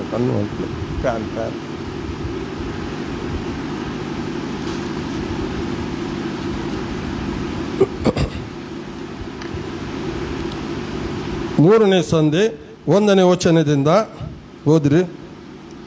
ಈ ಮೇರೆಗೆ ಮೋಶೆ ತನ್ನ ಮಾವನಾಗಿರುವ ಮಿದ್ಯಾನ್ಯರ ಆಚಾರ್ಯನಾದ ಇತ್ರೋನನ ಮಂದೆಯನ್ನು ಮೇಯಿಸುತ್ತಿರುವಾಗ ಆ ಮಂದೆಯನ್ನು ಕಾಡಿನ ಹಿಂಭಾಗಕ್ಕೆ ನಡೆಸಿಕೊಂಡು ಹೋರೇಬ್ ಎಂಬ ದೇವರ ಬೆಟ್ಟಕ್ಕೆ ಬಂದನು. ಅಲ್ಲಿ ಮುಳ್ಳಿನ ಪೊದೆಯೊಳಗೆ ಉರಿಯುವ ಬೆಂಕಿಯಲ್ಲಿ ಯೆಹೋವನ ದೂತನು ಅವನಿಗೆ ಕಾಣಿಸಿಕೊಂಡನು. ಹೇಗೆಂದರೆ ಅವನು ಒಂದು ಮುಳ್ಳಿನ ಪೊದೆಯನ್ನು ಕಂಡನು. ಆ ಪೊದೆಯು ಬೆಂಕಿಯಿಂದ ಉರಿಯುತ್ತಿದ್ದರೂ ಅದು ಸುಟ್ಟು ಹೋಗದೆ ಇತ್ತು. ಆಗ ಮೋಶೆ, ನಾನು ದಾರಿ ಬಿಟ್ಟು ಈ ಆಶ್ಚರ್ಯವನ್ನು ನೋಡಿ ಪೊದೆಯು ಸುಟ್ಟು ಹೋಗದೆ ಇರುವುದಕ್ಕೆ ಕಾರಣವನ್ನು ತಿಳುಕೊಳ್ಳುವೆನು ಅಂದುಕೊಂಡನು. ನೋಡುವುದಕ್ಕೆ ಅವನು ದಾರಿ ಬಿಟ್ಟದ್ದನ್ನು ಯೆಹೋವನು ಕಂಡನು. ದೇವರು ಆ ಪೊದೆಯೊಳಗಿಂದ ಮೋಶೆ ಮೋಶೆ ಎಂದು ಕರೆದನು. ಅದಕ್ಕವನು ಇಗೋ ಇದ್ದೇನೆ ಅಂದನು. ದೇವರು ಅವನಿಗೆ, ನೀನು ಹತ್ತಿರ ಬರಬೇಡ, ನಿನ್ನ ಕಾಲಿನ ಕೆರಗಳನ್ನು ತೆಗೆದುಹಾಕು, ನೀನು ನಿಂತಿರುವ ಸ್ಥಳವು ಪರಿಶುದ್ಧ ಭೂಮಿ ಎಂದು ಹೇಳಿದನು. ಅದಲ್ಲದೆ ಆತನು, ನಾನು ನಿನ್ನ ತಂದೆಯ ದೇವರು, ಅಬ್ರಹಾಮನ ದೇವರು, ಇಸಾಕನ ದೇವರು, ಯಾಕೋಬನ ದೇವರು ಅಂದಾಗ ಮೋಶೆ ದೇವರನ್ನು ನೋಡುವುದಕ್ಕೆ ಭಯಪಟ್ಟು ಮುಖವನ್ನು ಮುಚ್ಚಿಕೊಂಡನು. ಸಾಕು. ಇಲ್ಲಿ ದೇವರು ಮೋಶೆಯನ್ನು ಇಸ್ರೇಲಿಯರನ್ನು ಐಗುಪ್ತ ದೇಶದಿಂದ ಬಿಡಿಸುವುದಕ್ಕಾಗಿ ಕರೆಯುವಂತ ಒಂದು ಮೊದಲಿನ ಹೆಜ್ಜೆಯಾಗಿರುತ್ತದೆ. ದೇವರು ಮೋಶೆಯನ್ನು ಆರಿಸಿಕೊಂಡಂತ ಉದ್ದೇಶ, ಮೋಶೆಯಲ್ಲಿ ಬಲ ಉಂಟು, ಶಕ್ತಿ ಉಂಟು. ಆತನು 40 ವರ್ಷ ಪಿತ್ರೋನು ತನ್ನ ಮಾವನ ಕುರಿಗಳನ್ನು ಕಾಯುತ್ತಾ ಇದ್ದನು ಎಂಬುದಾಗಿ ದೇವರು ತಿಳಿದು ಆತನನ್ನು ಆರಿಸಿಕೊಳ್ಳಲಿಲ್ಲ. ದೇವರು ಆತನನ್ನು ಬಾಲ್ಯದಲ್ಲಿಯೇ ತನಗಾಗಿ ದೇವರು ಆರಿಸಿಕೊಂಡಿದ್ದನು. ನಾವು ನೋಡುತ್ತೇವೆ, 2 ವರ್ಷ ಆದಂತ ಎಲ್ಲ ಮಕ್ಕಳನ್ನು ಸಾಯಿಸಬೇಕೆಂಬುದಾಗಿ ಫರೋಹನನು ಆಜ್ಞೆ ಕೊಡುವಾಗ ಈ ಇಸ್ರೇಲ್ಯರು, ಇಬ್ರಿಯರು, ಸ್ತ್ರೀಯರು, ತಾಯಿ ಮತ್ತೆ ಅಕ್ಕ ಆ ಮಗುವನ್ನು 2 ವರ್ಷ ಕಾಪಾಡಿಕೊಂಡು ಬಂದರು. ಆದರೆ ನಂತರ ಅವರಿಗೆ ಕಾಪಾಡಲಿಕ್ಕೆ ಆಗಲಿಲ್ಲ. ಆ ನಂತರ ಅಲ್ಲಿ ನಾವು ನೋಡ್ತೇವೆ 2 ವರ್ಷದ ಮಕ್ಕಳನ್ನು ಕೊಲ್ಲಿಸಬೇಕೆಂಬುದಾಗಿ ಫರೋಹನನು ಆಜ್ಞೆಯನ್ನು ಕೊಟ್ಟದರಿಂದ ತಾಯಿ ಮತ್ತೆ ಸಹೋದರಿ ಒಟ್ಟಾಗಿ ಆ ಮಗುವನ್ನು ನೀರಿನಲ್ಲಿ ಬಿಟ್ಟು ಬಿಡುವುದನ್ನು ನಾವು ನೋಡ್ತೇವೆ. ದೇವರು ಆವಾಗಲೇ ಮೋಶೆಯನ್ನು ಮರಣದಿಂದ ತಪ್ಪಿಸಿ ಕಾಪಾಡಿದ. ತಾಯಿಯ ಗರ್ಭದಲ್ಲಿ ಇರುವಾಗಲೇ ದೇವರು ಮೋಶೆಯನ್ನು ನೇಮಕ ಮಾಡಿದ್ದರಿಂದ ಇಸ್ರೇಲ್ಯರನ್ನು ಐಗುಪ್ತ ದೇಶದಿಂದ ನಡೆಸುವುದಕ್ಕೋಸ್ಕರ ಆತನನ್ನು ನೇಮಕ ಮಾಡಿದರಿಂದ ಆ ದಿನದಿಂದ ಮರಣವನ್ನು ಆತನ ಹಿಂದೆ ಬರುತ್ತಾ ಇತ್ತು. ಸ್ವಂತದವರು ಐಗುಪ್ತ್ಯರು ಒಟ್ಟಾಗಿ ಅಲ್ಲಿ ಜಗಳವಾಡುವಾಗ ಆವತ್ತಿನಿಂದ ಆತನಿಗೆ ವಿರೋಧ, ಮರಣದ ಭಯಗಳು ಉಂಟಾಯಿತು. ಕಡೆಯದಾಗಿ ತಮ್ಮವರೇ ಜಗಳ ಮಾಡಿಕೊಳ್ಳುತ್ತಾ ಇರುವಾಗ ಮೋಶೆ ಒಬ್ಬ ಐಗುಪ್ತನನ್ನು ಕೊಂದ ಸಂಗತಿಯನ್ನು ತಿಳಿದು ಆತನಲ್ಲಿ ಭಯಪಟ್ಟು ಓಡಿ ಹೋಗುವುದನ್ನು ನೋಡುತ್ತೇವೆ. ಅಲ್ಲಿಂದ ಆತನಿಗೆ ಮರಣದ ಭಯವಿತ್ತು. ಆದರೆ ದೇವರು ಆತನನ್ನೇ ಆರಿಸಿಕೊಂಡಿದ್ದಾನೆ. ಎಲ್ಲಿ ಭಯದಿಂದ ಓಡಿ ಬಂದಿದ್ದಾನೋ, ಸಾಕಾಯ್ತು ಎಂಬುದಾಗಿ ಲೋಕವನ್ನು ಬಿಟ್ಟು ಬಂದಿದ್ದಾನೋ, ಐಶ್ವರ್ಯ ಸಂಪತ್ತು ಅರಸುತನವನ್ನು ಬಿಟ್ಟುಕೊಂಡು ಬಂದಿದ್ದಾನೋ, ಅದೇ ದೇವರು ಮೋಶೆಯನ್ನು ಅಲ್ಲಿಗೆ ಕಳಿಸುವುದನ್ನು ನಾವು ನೋಡ್ತೇವೆ. ಕರ್ತನಲ್ಲಿ ಪ್ರೀತಿಯುಳ್ಳ ದೇವ ಮಕ್ಕಳೇ, ಇವತ್ತು ದೇವರು ನನ್ನನ್ನು ನಿನ್ನನ್ನು ಆರಿಸಿಕೊಂಡಿರುವುದಾದರೆ ಒಂದು ಉದ್ದೇಶಪೂರ್ವಕವಾಗಿ ದೇವರು ಆರಿಸಿಕೊಂಡಿದ್ದಾನೆ. ಇವತ್ತು ನಾನು ನೀನು ಪಾಪದ ಜೀವಿತವನ್ನು ಬಿಟ್ಟು ಕ್ರಿಸ್ತನಿಗಾಗಿ ಜೀವಿಸ್ತಾ ಇರುವುದಾದರೆ ಒಂದು ಉದ್ದೇಶಪೂರ್ವಕವಾಗಿ ದೇವರು ನಮ್ಮನ್ನು ಕರೆದಿದ್ದಾನೆ.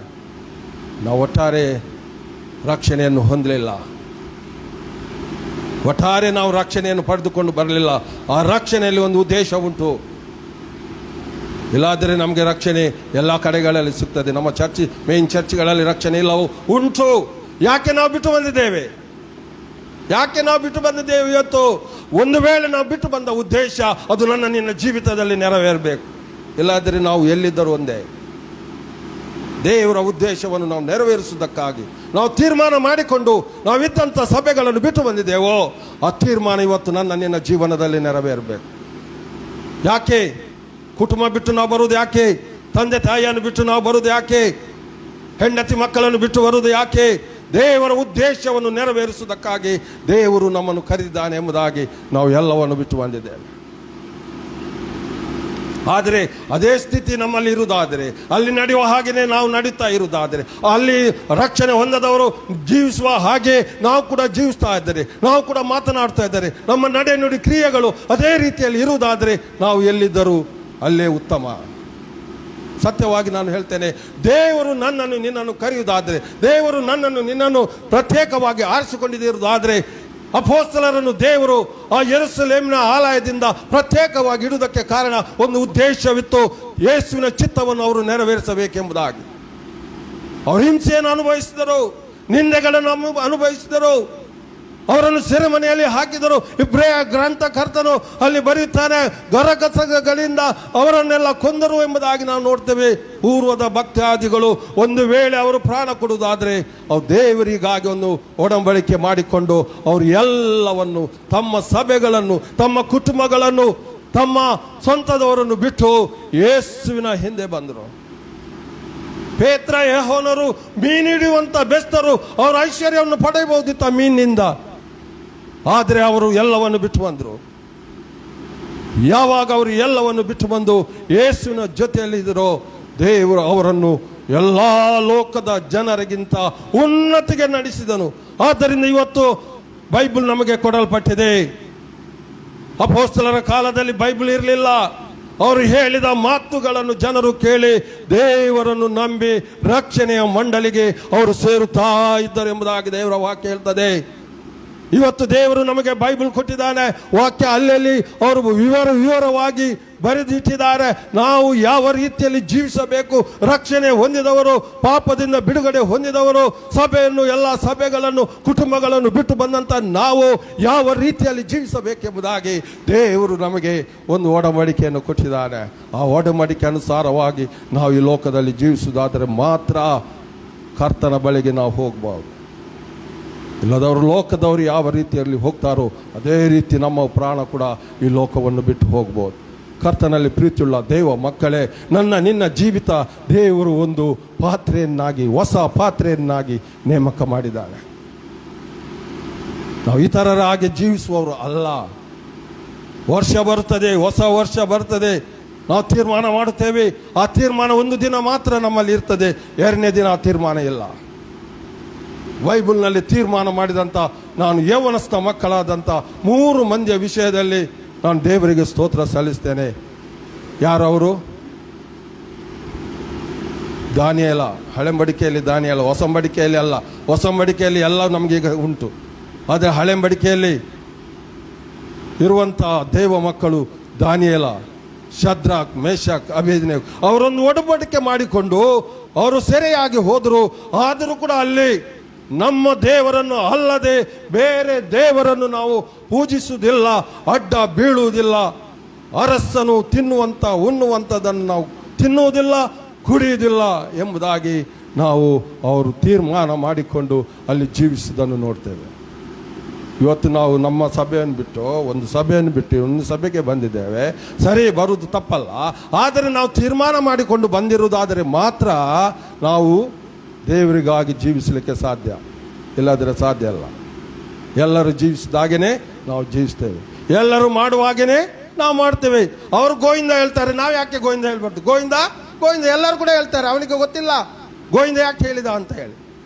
ಇವತ್ತು ನಾವು ಹಲ್ಲೆಲೂಯ ಅಂತ ಹೇಳ್ತೇವೆ, ಎಲ್ಲರೂ ಹಲ್ಲೆಲೂಯ ಹೇಳುವಾಗ ನಾವು ಕೂಡ ಹಲ್ಲೆಲೂಯ ಅಂತ ಹೇಳ್ತೇವೆ. ಎಲ್ಲರೂ ಕೈ ಎತ್ತುವಾಗ ನಾವು ಕೈ ಎತ್ತುತ್ತೇವೆ. ಆದರೆ ದೇವರ ವಾಕ್ಯ ಹೇಳ್ತದೆ, ನೀನು ಹೃದಯದಲ್ಲಿ ಯೇಸುವನ್ನು ಸ್ವೀಕಾರ ಮಾಡಿಕೊಂಡು ಕರ್ತನಿಗಾಗಿ ನೀನು ಕೈ ಎತ್ತುವುದಾದರೆ, ಹಲ್ಲೆಲೂಯ ಮಾಡುವುದಾದರೆ, ಸಂಪೂರ್ಣವಾಗಿ ನೀನು ಕರ್ತನಿಗೆ ಒಪ್ಪಿಸಿಕೊಟ್ಟು ಜೀವಿಸುವ ಒಬ್ಬ ಮಗನಾಗಿ ಮಗಳಾಗಿ ಇರುವುದಾದರೆ ಆ ಆರಾಧನೆ ಮಾತ್ರ ದೇವರು ಅಂಗೀಕಾರ ಮಾಡ್ತಾನೆ. ದೇವರು ಹೊರಗಿನ ತೋರಿಕೆಯನ್ನು ನೋಡುವವನಲ್ಲ. ಹಲ್ಲೆಲೂಯ ಹೇಳಿ, ಪ್ರೈಸ್ ದಿ ಲಾರ್ಡ್ ಹೇಳಿ, ಏನೇ ನಾವು ಹೇಳಿ, ನಮ್ಮ ಜೀವಿತದಲ್ಲೇ ಬದಲಾವಣೆ ಬಿಡುಗಡೆ ಇಲ್ಲದಿದ್ದರೆ ನಾವು ಮಾಡುವಂಥ ಯಾವ ಭಕ್ತಿಯು ಕೂಡ ನೀರಿನಲ್ಲಿ ಹಾಕಿದ ಹೋಮದ ಹಾಗೆ. ಆದ್ದರಿಂದ ಇಲ್ಲಿ ದೇವರು ಮೋಶೆಯನ್ನು ಕರೆಯುವಾಗ ಒಂದು ಭಯಂಕರವಾದಂಥ ಸ್ಥಿತಿಯಲ್ಲಿ ದೇವರು ಮೋಶೆಯನ್ನು ಕರೀತಾನೆ. ಪೊದೆಯಲ್ಲಿ ಬೆಂಕಿ ಉರಿತಾ ಉಂಟು. ದೇವರ ಪ್ರಸನ್ನತೆ ಆತನ ಮುಂದೆ ನಿಂತಿದೆ. ಬೆಂಕಿ ಉರಿತಾ ಉಂಟು, ಆದರೆ ಪೊದೆಯು ಸುಟ್ಟು ಹೋಗುವುದಿಲ್ಲ. ಕಾರಣವೇನು? ನಮ್ಮ ದೇವರು ಬೆಂಕಿಯಲ್ಲಿಯೂ ನಡೆಯುವಂಥ ದೇವರು ಎಂಬುದಾಗಿ ಸ್ಪಷ್ಟವಾಗಿ ನಾವು ನೋಡ್ತೇವೆ. ಎಲ್ಲಿ ನೋಡ್ತೇವೆ? ಅದೇ ಶದ್ರಾಕ್, ಮೇಷಕ್ ಅವರನ್ನು ಬೆಂಕಿಯಲ್ಲಿ ಹಾಕುವಾಗ 3 ಮಂದಿಯನ್ನು ಬೆಂಕಿಯಲ್ಲಿ ಹಾಕಿದ್ರು. ಅಲ್ಲಿ 4 ಮಂದಿಯನ್ನು ನೋಡಿದಿರಲ್ಲ. ಯಾರು ನೋಡಿದ್ದು ಮೊದಲು? ಬೆಂಕಿಯಲ್ಲಿ ಹಾಕಿದವರು ನೋಡಿದ? ರಾಜ ನೋಡಿದ್ದು, ಬೇರೆ ಯಾರಲ್ಲ. ಹಾಕಿದವರು ಯಾರು? ರಾಜನ. ಕರ್ಕೊಂಡು ಬಂದದ್ದು ಯಾರು ಅವರನ್ನು? ಅಲ್ಲ, ಅರಸನೇ ಹೋಗ್ತಾನೆ ಅಲ್ಲಿಗೆ. ಅರಸನೇ ಅಪ್ಪಣೆ ಕೊಡ್ತಾನೆ. ಹಾಕ್ಲಿಕ್ಕೆ ಹೇಳಿದವನು ಅವನ ಆಲೋಚನೆಯಿಂದ ಅಲ್ಲ ಅವರನ್ನು ಹಾಕಿದ್ದು. ಅವರ ವಿರೋಧಿಗಳ ಮೂಲಕ ಅವರನ್ನು ಬೆಂಕಿಯಲ್ಲಿ ಹಾಕಿದ್ರು. ಯಾಕಂದರೆ ದೇವರು ಇವರನ್ನು ಮೇಲಕ್ಕೆ ತರ್ತಾ ಇದ್ದ. ಅಲ್ಲಿಯ ಪಂಡಿತರು, ವಿದ್ವಾಂಸರು ಎಲ್ಲ ಇವರ ಮುಂದೆ ಅವರದ್ದು ಏನು ಕೂಡ ನಡೆಯುವುದಿಲ್ಲ. ಆದ್ದರಿಂದ ದಾನಿಯೇಲನನ್ನು ಹಿಡಿದು ಶದ್ರಾಕ್, ಮೇಷಕ್, ಅಬೇದ್ನೆಗೋನನ್ನು ಸಾಯಿಸಲೇಬೇಕೆಂಬ ಉದ್ದೇಶ ದಾನಿಯೇಲನಿಗೆ ಅದೇ ರೀತಿ ಮಾಡಿದ್ದು.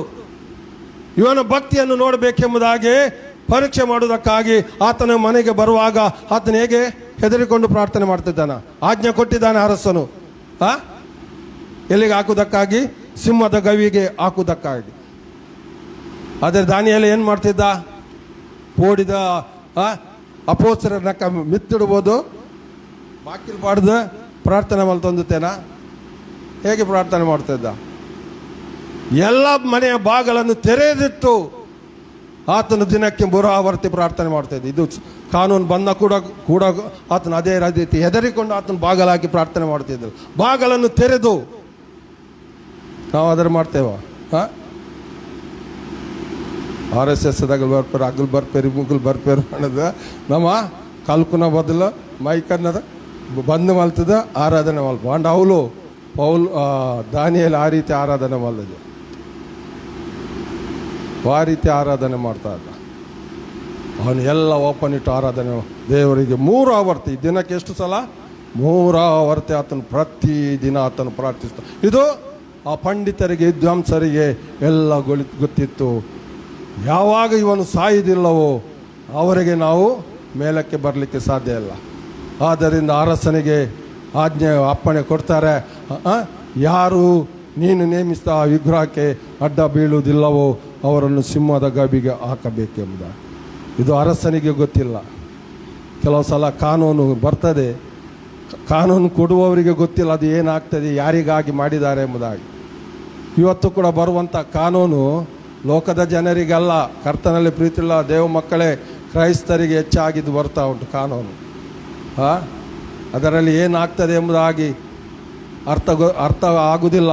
ಆದರೆ ಹಿಂಸೆ ಆದಿಯಿಂದಲೂ ಕ್ರೈಸ್ತರಿಗೆ ಹಿಂದೆ ಬರುತ್ತಾ ಉಂಟು, ಅದು ಬಿಟ್ಟು ಹೋಗುವುದಿಲ್ಲ. ಈ ಲೋಕ ಅಂತ್ಯ ಆಗುವವರೆಗೂ ಕೂಡ ಕ್ರೈಸ್ತರಿಗೆ ವಿರೋಧವಾಗಿ ಮಾಡುವಂಥ ಕಾನೂನುಗಳು, ಕಾಯ್ದೆಗಳು ಅದು ನಿಂತು ಹೋಗುವುದೇ ಇಲ್ಲ.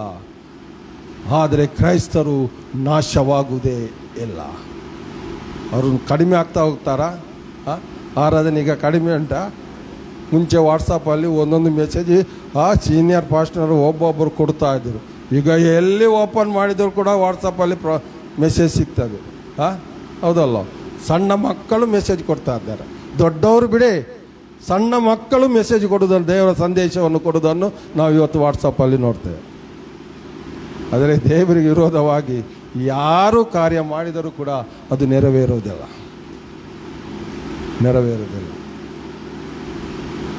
ಆದ್ದರಿಂದ ನಮಗೆ ಭಯವಿಲ್ಲ, ನಾವು ಭಯದಲ್ಲಿ ಜೀವಿಸ್ತಾ ಇದ್ದೇವೆ ಹೊರತು ಕ್ರೈಸ್ತರಿಗೆ ದೇವರ ವಿಷಯದಲ್ಲಿ, ದೇವರ ವಾಕ್ಯದ ವಿಷಯದಲ್ಲಿ ಭಯಪಟ್ಟು ಜೀವಿಸುವಂಥ ಅಗತ್ಯವಿಲ್ಲ.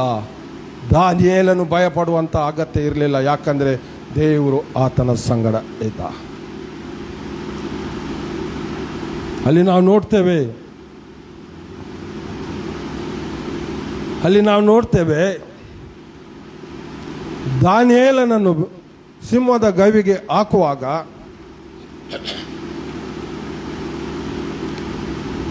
ಅರಸನಿಗೆ ಗೊತ್ತಾದಾಗ ಅರಸನ ಏನು ಮಾಡ್ತಾನೆ? ಆತನಿಗಾಗಿ ಉಪವಾಸವಾಗಿ ಇದ್ದು ಆತನು ರಾತ್ರಿ ಇಡೀ ಆತನು ಯಾವ ಸಂತೋಷದ ಕಾರ್ಯಗಳನ್ನು ಅರಮನೆಯಲ್ಲಿ ಮಾಡದ ಹಾಗೆ ಎಲ್ಲವನ್ನು ನಿಲ್ಲಿಸಿ ದಾನಿಯೇಲನಿಗಾಗಿ ಆತನು ಭಿನ್ನಹ ಮಾಡ್ತಾ ಇದ್ದ. ದಾನಿಯೇಲನನ್ನು ಸಿಂಹದ ಗವಿಗೆ ಹಾಕುವಾಗ ಅರಸನಿಗೆ ಗೊತ್ತಾಗಲಿಲ್ಲ. ಇವರು ಈ ಪ್ಲ್ಯಾನ್ ಮಾಡಿ ಆತನನ್ನು ಸಿಂಹದ ಗವಿಗೆ ಹಾಕ್ತಾರೆ. ಆದರೆ ಅರಸನು ಅಲ್ಲಿ ದಾನಿಯೇಲನಿಗೆ ಏನು ಶಾಪ ಕೊಟ್ಟು ಕಳಿಸಿದಾನ? ಏನು ಕೊಟ್ಟ? ಏನು ಹೇಳಿದ? ನೀನು ನಂಬುವಂಥ ದೇವರು ನಿನ್ನನ್ನು ಸಿಂಹದ ಬಾಯಿಯಿಂದ ತಪ್ಪಿಸಲಿ ಎಂಬುದಾಗಿ ಆತನನ್ನು ಆರೈಸಿ ಆಶೀರ್ವಾದ ಮಾಡಿ ಕಳಿಸಿದ. ಅಲ್ಲಿ ನಾವು ನೋಡ್ತೇವೆ ಆತನನ್ನು ಸಿಂಹದ ಗವಿಗೆ ಹಾಕಿದ್ರು, ಹಾಕುವರನ್ನು ಸಿಂಹ ತಿಂದಿತು ಎಂಬುದಾಗಿ ನೋಡ್ತೇವೆ. ಬೆಂಕಿಯಲ್ಲಿ ಹಾಕುವಾಗ ಬೆಂಕಿಗೆ ಹಾಕುವವರು ಸುಟ್ಟು ಹೋದರು. ಆದರೆ ಆ ಬೆಂಕಿಯಲ್ಲಿ ಯಾರು ನಡೀತಾ ಇದ್ದನು? ದೇವರು ನಡೀತಾ ಇದ್ದನು. ಪರಿಶುದ್ಧಾತ್ಮ ದೇವರು ಬೆಂಕಿಯ ಬೆಂಕಿಯಲ್ಲಿ ಕೂಡ ಚಲಿಸುವಂತ ದೇವರು ನಮ್ಮ ಪವಿತ್ರ ಆತ್ಮ ದೇವರು ಆಗಿದ್ದಾನೆ. ಆದ್ದರಿಂದ ಅಲ್ಲಿ ಮೋಶೆಯು ಕೂಡ ಅಲ್ಲಿ ನಿಂತು ಆತನು ನೋಡ್ತಾ ಇದ್ದಾನೆ. ಬೆಂಕಿ ಉರಿತಾ ಉಂಟು, ಪೊದೆಯು ಸುಟ್ಟು ಹೋಗುವುದಿಲ್ಲ. ಅಂಥ ದೇವರು ನಮ್ಮ ದೇವರಾಗಿದ್ದಾನೆ.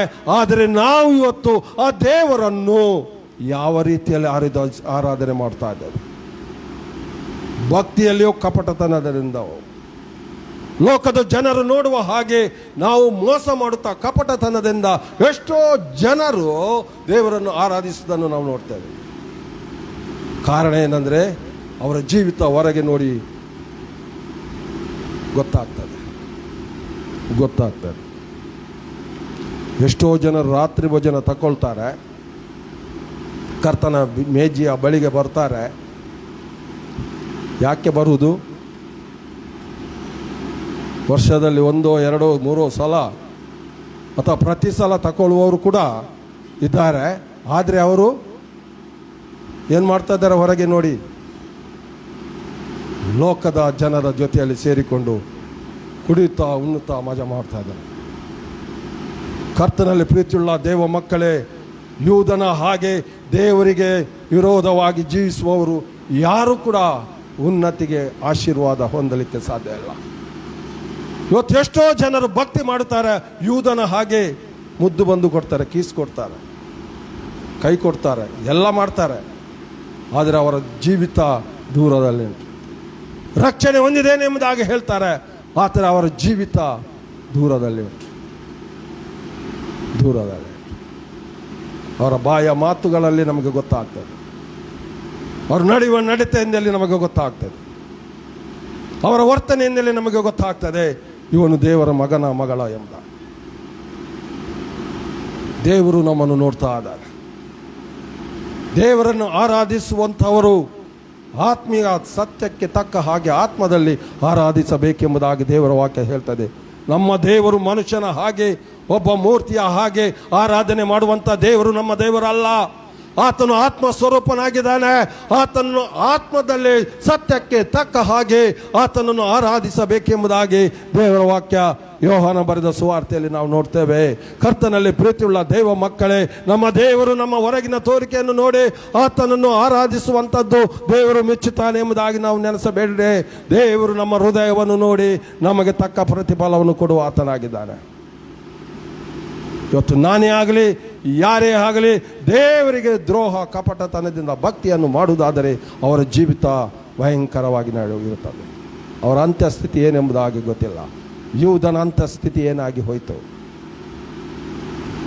ಆತನ ಅಂತಸ್ಥಿತಿ ಏನಾಗಿತ್ತು, ದೇವರಿಗೆ ವಿರೋಧವಾಗಿ ಹೋದವರ ಅಂತಸ್ಥಿತಿಗಳು ಏನಾಗಿ ಹೋಯಿತು. ನಾವು ಎಚ್ಚರ ಮಾಡಿಕೊಳ್ಳೋಣ.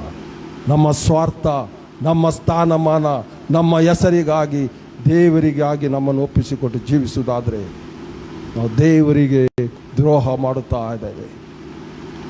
ದೇವರಿಗೆ ವಿರೋಧವಾಗಿ ನಾವು ಜೀವಿಸ್ತಾ ಇದ್ದೇವೆ. ದೇವರು ನಮ್ಮ ವಿಷಯದಲ್ಲಿ ಪರಲೋಕದಲ್ಲಿ ನೋಡುವಾಗ ಆತನು ಸಂತೋಷ ಪಡಲಿಕ್ಕೆಲ್ಲ ಕಣ್ಣೀರು ಬಿಡ್ತಾನೆ. ಜಲಪ್ರಳಯ ಆಗುವಾಗ ಮನುಷ್ಯನನ್ನು ನಾನು ಉಂಟು ಮಾಡಿದಕ್ಕಾಗಿ ಪಶ್ಚಾತ್ತಾಪ ಪಡುತ್ತಾನೆ. ನನ್ನನ್ನು ದೇವರು ಉಂಟು ಮಾಡಿದಕ್ಕಾಗಿ ಒಂದು ವೇಳೆ ಪಶ್ಚಾತ್ತಾಪ ಪಡುವುದಾದರೆ ನಾನು ಯಾವ ಸ್ಥಿತಿಯಲ್ಲಿ ಲೋಕದಲ್ಲಿ ಇದ್ದರೂ ಕೂಡ ಅದು ವ್ಯರ್ಥ. ಐಶ್ವರ್ಯವಂತನಾಗೇನೆ ನಿತ್ಯ ನಾಶನಕ್ಕೆ ನಾನು ಹೋಗ್ತೇನೆ. ಈ ಲೋಕದ ಸ್ಥಾನ ಮಾನ ಆಸ್ತಿ ಪಾಸ್ತಿ ಸಂಪತ್ತು ಇದರ ಹಿಂದೆ ನಾನು ಇದ್ದುಕೊಂಡು ಕರ್ತನನ್ನು ಆರಾಧಿಸ್ತಾ ಇರುವುದಾದರೆ ಐಶ್ವರ್ಯವಂತನ ಹಾಗೆಯೇ ನನ್ನ ಜೀವಿತ. ಬಡಲಾಜರನು ಆತನು ಭಿಕ್ಷೆ ಬೇಡುತ್ತಾ ಇದ್ದರು. ಅರಸನ ಐಶ್ವರ್ಯವಂತನ ಮೇಜಿನಿಂದ ಬಿದ್ದ ಆ ಎಂಜಲನ್ನು ತಿನ್ನುತ್ತಾ ಇದ್ದರೂ ಕೂಡ ದೇವರು ಆತನನ್ನು ಅಬ್ರಾಹ್ಮನ ಹೆದೆಯಲ್ಲಿ ಮಲಗಿಸಿದೆ ಎಂಬುದಾಗಿ ಹೊರಗಿಸಿದೆ ಎಂಬುದಾಗಿ ದೇವರ ವಾಕ್ಯ ಹೇಳ್ತದೆ. ಕರ್ತನಲ್ಲಿ ಪ್ರೀತಿಯುಳ್ಳ ದೇವ ಮಕ್ಕಳೇ, ಇವತ್ತು ನಾವು ಕರ್ತನಿಗಾಗಿ ಜೀವಿಸುವಾಗ ನಮ್ಮ ಜೀವಿತದಲ್ಲಿ ಕಷ್ಟ, ಸಂಕಟ, ಹಿಂಸೆ, ನಿಂದೆ, ಅಪಮಾನ ಯಾವುದೋ ಬಂದರೂ ಕೂಡ ನಾವು ಯಾರ ಹೆದೆಯಲ್ಲಿ ಇರ್ತೇವೆ? ಅಬ್ರಾಹ್ಮನ ಹೆದೆಯಲ್ಲಿ ಇರ್ತೇವೆ. ದೇವರು ನಮಗೆ ಅಂತ ಆಶೀರ್ವಾದವನ್ನು ಕೊಟ್ಟಿದ್ದಾನೆ. ಆದ್ದರಿಂದ ಎಚ್ಚರವಾಗಿರೋಣ. ದೇವರು ಇಸ್ರೇಲ್ಯರನ್ನು ಬಿಡದ ದೇವರು, ತಾನು ಆರಿಸಿಕೊಂಡಂತಹ ಇಸ್ರೇಲ್ಯರನ್ನು ಬಿಡದ ದೇವರು ನಮ್ಮನ್ನು ಕೂಡ ಬಿಡುತ್ತಾನೆ ಎಂಬುದಾಗಿ ನಾವು ನೆನೆಸಬಾರದು. ಆ ಹುಟ್ಟು ಕೊಂಬೆಯನ್ನು ಕಡಿದು ಹಾಕಿದ ದೇವರು ನಮ್ಮನ್ನು ಕೂಡ, ಕಸಿ ಕಟ್ಟಿದಂಥ ನಮ್ಮನ್ನು ಕೂಡ ದೇವರು ಕಡಿದು ಹಾಕುವಾತನಾಗಿದ್ದಾನೆ. ಆದ್ದರಿಂದ ದೇವರ ವಾಕ್ಯ ಸ್ಪಷ್ಟವಾಗಿ ಹೇಳ್ತದೆ. ಇಲ್ಲಿ ನಾವು ನೋಡ್ತೇವೆ, ದೇವರು ಮನುಷ್ಯನ ವಿಷಯದಲ್ಲಿ ಪಶ್ಚಾತ್ತಾಪ ಪಟ್ಟರು ಕೂಡ ವಿಮೋಚನೆ, ಅಂದರೆ ದೇವರು ಮನುಷ್ಯನನ್ನು ವಿಮೋಚನೆ ಮಾಡುವುದಕ್ಕಾಗಿ, ಬಿಡುಗಡೆ ಮಾಡುವುದಕ್ಕಾಗಿ ದೇವರು ಮೋಶೆಯನ್ನಲ್ಲಿ ನೇಮಿಸುವುದನ್ನು ನಾವು ನೋಡ್ತೇವೆ. ಮೋಶೆ ಎಂಬುದಾಗಿ ದೇವರು ಕರೀತಾ ಇದ್ದಾರೆ. ಇವತ್ತು ನನ್ನನ್ನು ನಿನ್ನನ್ನು ಕರೆದಂತಹ ದೇವರು ಒಂದು ಉದ್ದೇಶಪೂರ್ವಕವಾಗಿ ಈ ಸಭೆಯಲ್ಲಿ ನಮ್ಮನ್ನು ಇಟ್ಟಿದ್ದಾನೆ. ಆ ಉದ್ದೇಶ ನನ್ನಲ್ಲಿ ನೆರವೇರಬೇಕು. ಆ ಉದ್ದೇಶ ನಿನ್ನ ಜೀವಿತದಲ್ಲಿ ನೆರವೇರಬೇಕು. ಅದಕ್ಕಾಗಿ ನಾವು ದೇವರ ಸನ್ನಿಧಿಯಲ್ಲಿ ನಮ್ಮನ್ನು ತಗ್ಗಿಸಿಕೊಂಡು, ಸ್ವಾಮಿ ನೀನು ನನ್ನನ್ನು ಆರಿಸಿಕೊಂಡಂಥ ಉದ್ದೇಶ, ನೀನು ಕರೆದದ್ದು ಮಾತ್ರವಲ್ಲ, ದೇವರು ನಮ್ಮನ್ನು ಕರೆದದ್ದು ಮಾತ್ರವಲ್ಲ, ದೇವರು ನಮ್ಮನ್ನು ಆರಿಸಿಕೊಂಡಿದ್ದಾನೆ. ಪ್ರಿಯರು, ಕರೆಯುವುದು ಎಲ್ಲರನ್ನು ಕರೀತಾನೆ. 11ನೇ ಸಂಧಿ ಮತ್ತಾಯನ ಸುವಾರ್ತೆ 28ನೇ ವಚನ ಹೇಳ್ತದೆ, ಎಲ್ಲೇ ಕಷ್ಟಪಡುವರೆ ಹೊರೆಯವರೇ ನೀವೆಲ್ಲರೂ ನನ್ನ ಬಳಿಗೆ ಬನ್ನಿರಿ. ಎಲ್ಲರನ್ನು ದೇವರು ಕರೀತಾ ಇದ್ದಾನೆ. ಯಾರು ಕೂಡ ನಾಶವಾಗಿ ಹೋಗುವುದು ದೇವರಿಗೆ ಇಷ್ಟವಿಲ್ಲ. ಐಶ್ವರ್ಯವಂತನಾಗಲಿ, ಬಡವನಾಗಲಿ, ವಿದ್ಯಾವಂತನಾಗಲಿ, ವಿದ್ಯೆ ಇಲ್ಲದವನಾಗಲಿ, ಬುದ್ಧಿವಂತನಾಗಲಿ, ಬುದ್ಧಿ ಇಲ್ಲದವನಾಗಿರಲಿ, ಬಡವನಾಗಲಿ, ಯಾರೇ ಆಗಲಿ, ದೇವರು ಎಲ್ಲರನ್ನು ಕೈಚಾಚಿ ಕರೀತಾ ಇದ್ದಾನೆ. ದೇವರ ಕಡೆಗೆ ತಿರುಗಿಕೊಳ್ಳಿರಿ ಎಂಬುದಾಗಿ. ಆದರೆ ಕರೆದ ಮೇಲೆ ಅಲ್ಲಿ ಕೆಲವರನ್ನು ಆರಿಸಿಕೊಳ್ಳುತ್ತಾರೆ. ಎಲ್ಲರನ್ನು ಕರೆದಿದ್ದಾನೆ. ಅದರಿಂದ ಇವತ್ತು ರಕ್ಷಣೆ ಅಂದರೆ ನಮ್ಮನ್ನು ದೇವರು ಆರಿಸಿಕೊಂಡದ ಉದ್ದೇಶ. ಎಲ್ಲರಿಗೆ ರಕ್ಷಣೆ ಕೊಡಲಿಲ್ಲ. ಲೋಕದಲ್ಲಿ ಎಷ್ಟು ಮಂದಿ ಇದ್ದಾರೆ? ಯಾಕೆ ಅವರು ದೇವರ ವಾಕ್ಯ ಕೇಳ್ತಾರೆ? ಎಷ್ಟು ಸಲ ಕೇಳ್ತಾರೆ? ರಕ್ಷಣೆ ಹೊಂದುವುದಿಲ್ಲ, ಪಾಪಕ್ಕೆ ಪಶ್ಚಾತ್ತಾಪ ಮಾಡುವುದಿಲ್ಲ, ಎಷ್ಟು ಹೇಳಿದರೂ ಕೇಳುವುದಿಲ್ಲ. ಅವರ ಬುದ್ಧಿ ಅದೇ ಇರ್ತದೆ. ದೇವರು ಆರಿಸಿಕೊಳ್ಳುವಂಥದ್ದು ಎಲ್ಲರನ್ನು ದೇವರು ಆರಿಸಿಕೊಳ್ಳುವುದಿಲ್ಲ. ಇಲ್ಲಿ ನಾವು ನೋಡ್ತೇವೆ, ಇಬ್ರಿಯರ ಮಕ್ಕಳಲ್ಲಿ ಮೋಶೆಯನ್ನು ದೇವರು ಆರಿಸಿಕೊಂಡ.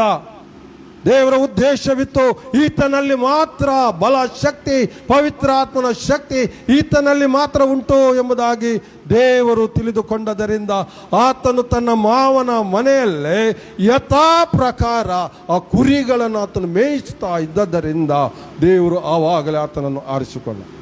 ಈತನೇ ಸರಿಯಾದ ಒಬ್ಬ ವ್ಯಕ್ತಿ ಕುರಿಗಳನ್ನು ಕಾಯುವುದಕ್ಕೆ. ಎಲ್ಲರನ್ನು ದೇವರು ಕರೆಯುವುದಿಲ್ಲ. ಮೋಶೆಯನ್ನು ಕರೆದ, ನೀನು ಇಸ್ರಾಯೇಲ್ಯರನ್ನು ಐಗುಪ್ತ ದೇಶದಿಂದ ನಡೆಸಿಕೊಂಡು ಕಾನಾನ್ ದೇಶಕ್ಕೆ ಹೋಗಬೇಕು. ಆತನು ಯಾವ ಸ್ಥಿತಿಯಲ್ಲಿದ್ದ? ಆತನು ದೇವರು ಕರೆಯುವಾಗ ಅವನು ಮರಣದ ಭಯದಲ್ಲಿದ್ದನು. ಆದ್ದರಿಂದ ಇಲ್ಲಿ ಅಡಗಿಕೊಂಡು ಕಾಡಿನಲ್ಲಿ ಕುರಿಗಳನ್ನು ಮೇಯಿಸ್ತಿದ್ದ. ಪೇಟೆಗಳಲ್ಲಿ ಆತನು ಹೋಗ್ತಾ ಇರಲಿಲ್ಲ, ಅಲ್ಲಿ ಬರೀಲಿಲ್ಲ. ಒಂದು ವೇಳೆ ಆತನು ಎಲ್ಲರ ಮುಂದೆ ಹೋಗ್ತಾ ಇರ್ತಿದ್ದರೆ ಫರೋಹನಿಗೆ ವರ್ತಮಾನವನ್ನು ಕೊಟ್ಟು ಇಲ್ಲಿಂದ ಆತನನ್ನು ಕರೆದುಕೊಂಡು ಹೋಗ್ಬೋದಿತ್ತು. ಎಲ್ಲಿದ್ದವ? ಕಾಡಿನಲ್ಲಿ ಕುರಿಗಳನ್ನು ಮೇಯಿಸ್ತಾ ಇದ್ದ. ಭಯದಲ್ಲಿ ಆತನು ಕುರಿಗಳನ್ನು ಮೇಯಿಸ್ತಾ ಇದ್ದ. ಆದರೆ ಅಲ್ಲಿ ಆತನು ಉತ್ತಮನಾಗಿ ಕುರಿಗಳನ್ನು ಮೇಯಿಸ್ತಾ ಇದ್ದ. ಮಾವನಿಗೆ ಯೋಗ್ಯನಾಗಿ ಕುರಿಗಳನ್ನು ಮೇಯಿಸ್ತಾ ಇದ್ದ. ಮೋಶೆ ಹಾಗೆ ಮಾಡಲಿಲ್ಲ. ಮೋಶೆ ಕೆಲವು ಸಲ ಎಡವಟ್ಟು ಮಾಡಿದ್ದಾನೆ. ಹೌದಲ್ಲ? ಮಾಡಲಿಲ್ಲ? ಕುರಿ ಮೇಯಿಸುವಾಗ ಎಡವಟ್ಟು ಮಾಡಿದ್ದಾನೆ.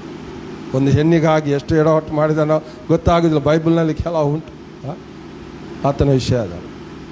ಆದರೆ ಮೋಶೆ ಎಡವಟ್ಟು ಮಾಡಿದ್ದು ಗೊತ್ತಾಗೋದಿಲ್ಲ ಬೈಬಲ್ನಲ್ಲಿ. ಆತನ ಯಥಾರ್ಥವಾಗಿ ದೇವರ ಮಾವನ ಕುರಿಗಳನ್ನು ಕಾಯ್ತಾ ಇದ್ದ. ಆವಾಗ ದೇವರು ಆತನನ್ನು ಕರೀತಾನೆ, ನೀನೇ ಯೋಗ್ಯನು ಎಂಬುದಾಗಿ. ಆವಾಗ ದೇವರು ಬೆಂಕಿಯಲ್ಲಿ ಚಲಿಸುವಂಥ ನಮ್ಮ ದೇವರೆಂಬುದಾಗಿ ಮೊದಲೇ ಆತನಿಗೆ ತಿಳಿಸಿಕೊಟ್ಟ. ಬೆಂಕಿಯಲ್ಲಿ ಇರುವಂಥ ದೇವರು ನಾನು.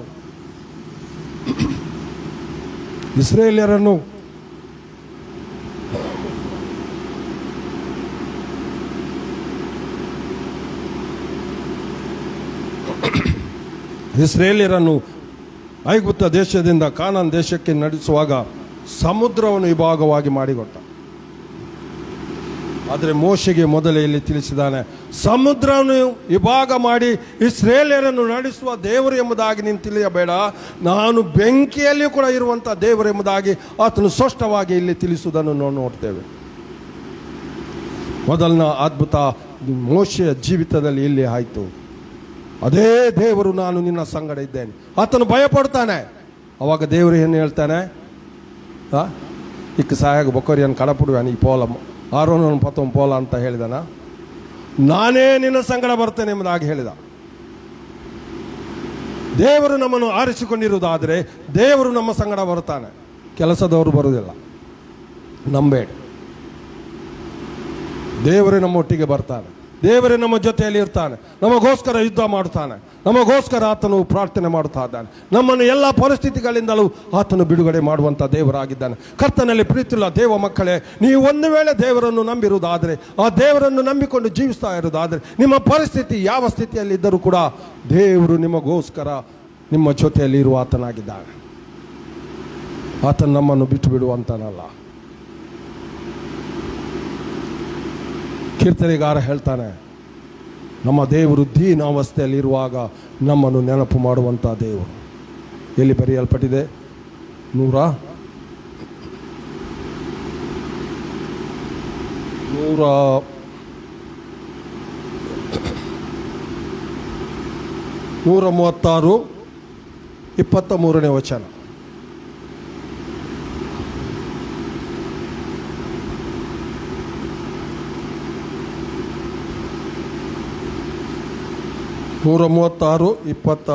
ಪರಲೋಕದಲ್ಲಿರುವ ದೇವರಿಗೆ ಕೃತಜ್ಞತಾ ಸ್ತುತಿ ಮಾಡಿರಿ, ಆತನ ಕೃಪೆಯು ಶಾಶ್ವತವಾದದ್ದು. 23 ಅಲ್ಲ, ದೀನಾವಸ್ಥೆಯಲ್ಲಿರುವಾಗ, ದೀನಾವಸ್ಥೆಯಲ್ಲಿದ್ದಾಗ ನಮ್ಮನ್ನು ನೆನಪು ಮಾಡಿಕೊಂಡ ನಮ್ಮ ದೇವರು ದೀನಾವಸ್ಥೆಯಲ್ಲಿ ಎಲ್ಲರೂ ಕೈ ಬಿಟ್ಟಂಥ ಸ್ಥಿತಿಯಲ್ಲಿ, ಯಾರ ಸಹಾಯ ಇಲ್ಲದೆ ಇರುವಂಥ ಸ್ಥಿತಿಯಲ್ಲಿ ಆತನು ಯಾರೊಟ್ಟಿಗಿರ್ತಾನೆ? ನಮ್ಮೊಟ್ಟಿಗಿರ್ತಾನೆ, ನಿಮ್ಮೊಟ್ಟಿಗಿರ್ತಾನೆ. ಐಶ್ವರ್ಯವಂತರ ಒಟ್ಟಿಗಿದ್ದಾನೆ ಎಂಬುದಾಗಿ ಬರೆಯಲ್ಪಡಲಿಲ್ಲ, ಜ್ಞಾನವಂತರೊಟ್ಟಿಗಿದ್ದಾನೆ ಎಂಬುದಾಗಿ ಬರಲಿಲ್ಲ, ಬುದ್ಧಿವಂತರೊಟ್ಟಿಗಿದ್ದಾನೆ ಎಂಬುದಾಗಿ ಇಲ್ಲಿ ಬರೆಯಲಿಲ್ಲ. ದೀನಾವಸ್ಥೆಯಲ್ಲಿ ಎಲ್ಲರೂ ಕೈ ಬಿಟ್ಟಂಥ ಸ್ಥಿತಿ, ಗತಿ ಇಲ್ಲದಂಥ ಸ್ಥಿತಿ, ಯಾರ ಸಹಾಯ ಇಲ್ಲದಂಥ ಸ್ಥಿತಿ, ಯಾರ ಪ್ರೀತಿ ಇಲ್ಲದಂಥ ಸ್ಥಿತಿ ಇರುವಾಗ ನನ್ನ ದೇವರು ನಿನ್ನನ್ನು ಪ್ರೀತಿ ಮಾಡ್ತಾನೆ, ನೆನಪು ಮಾಡಿಕೊಳ್ತಾನೆ.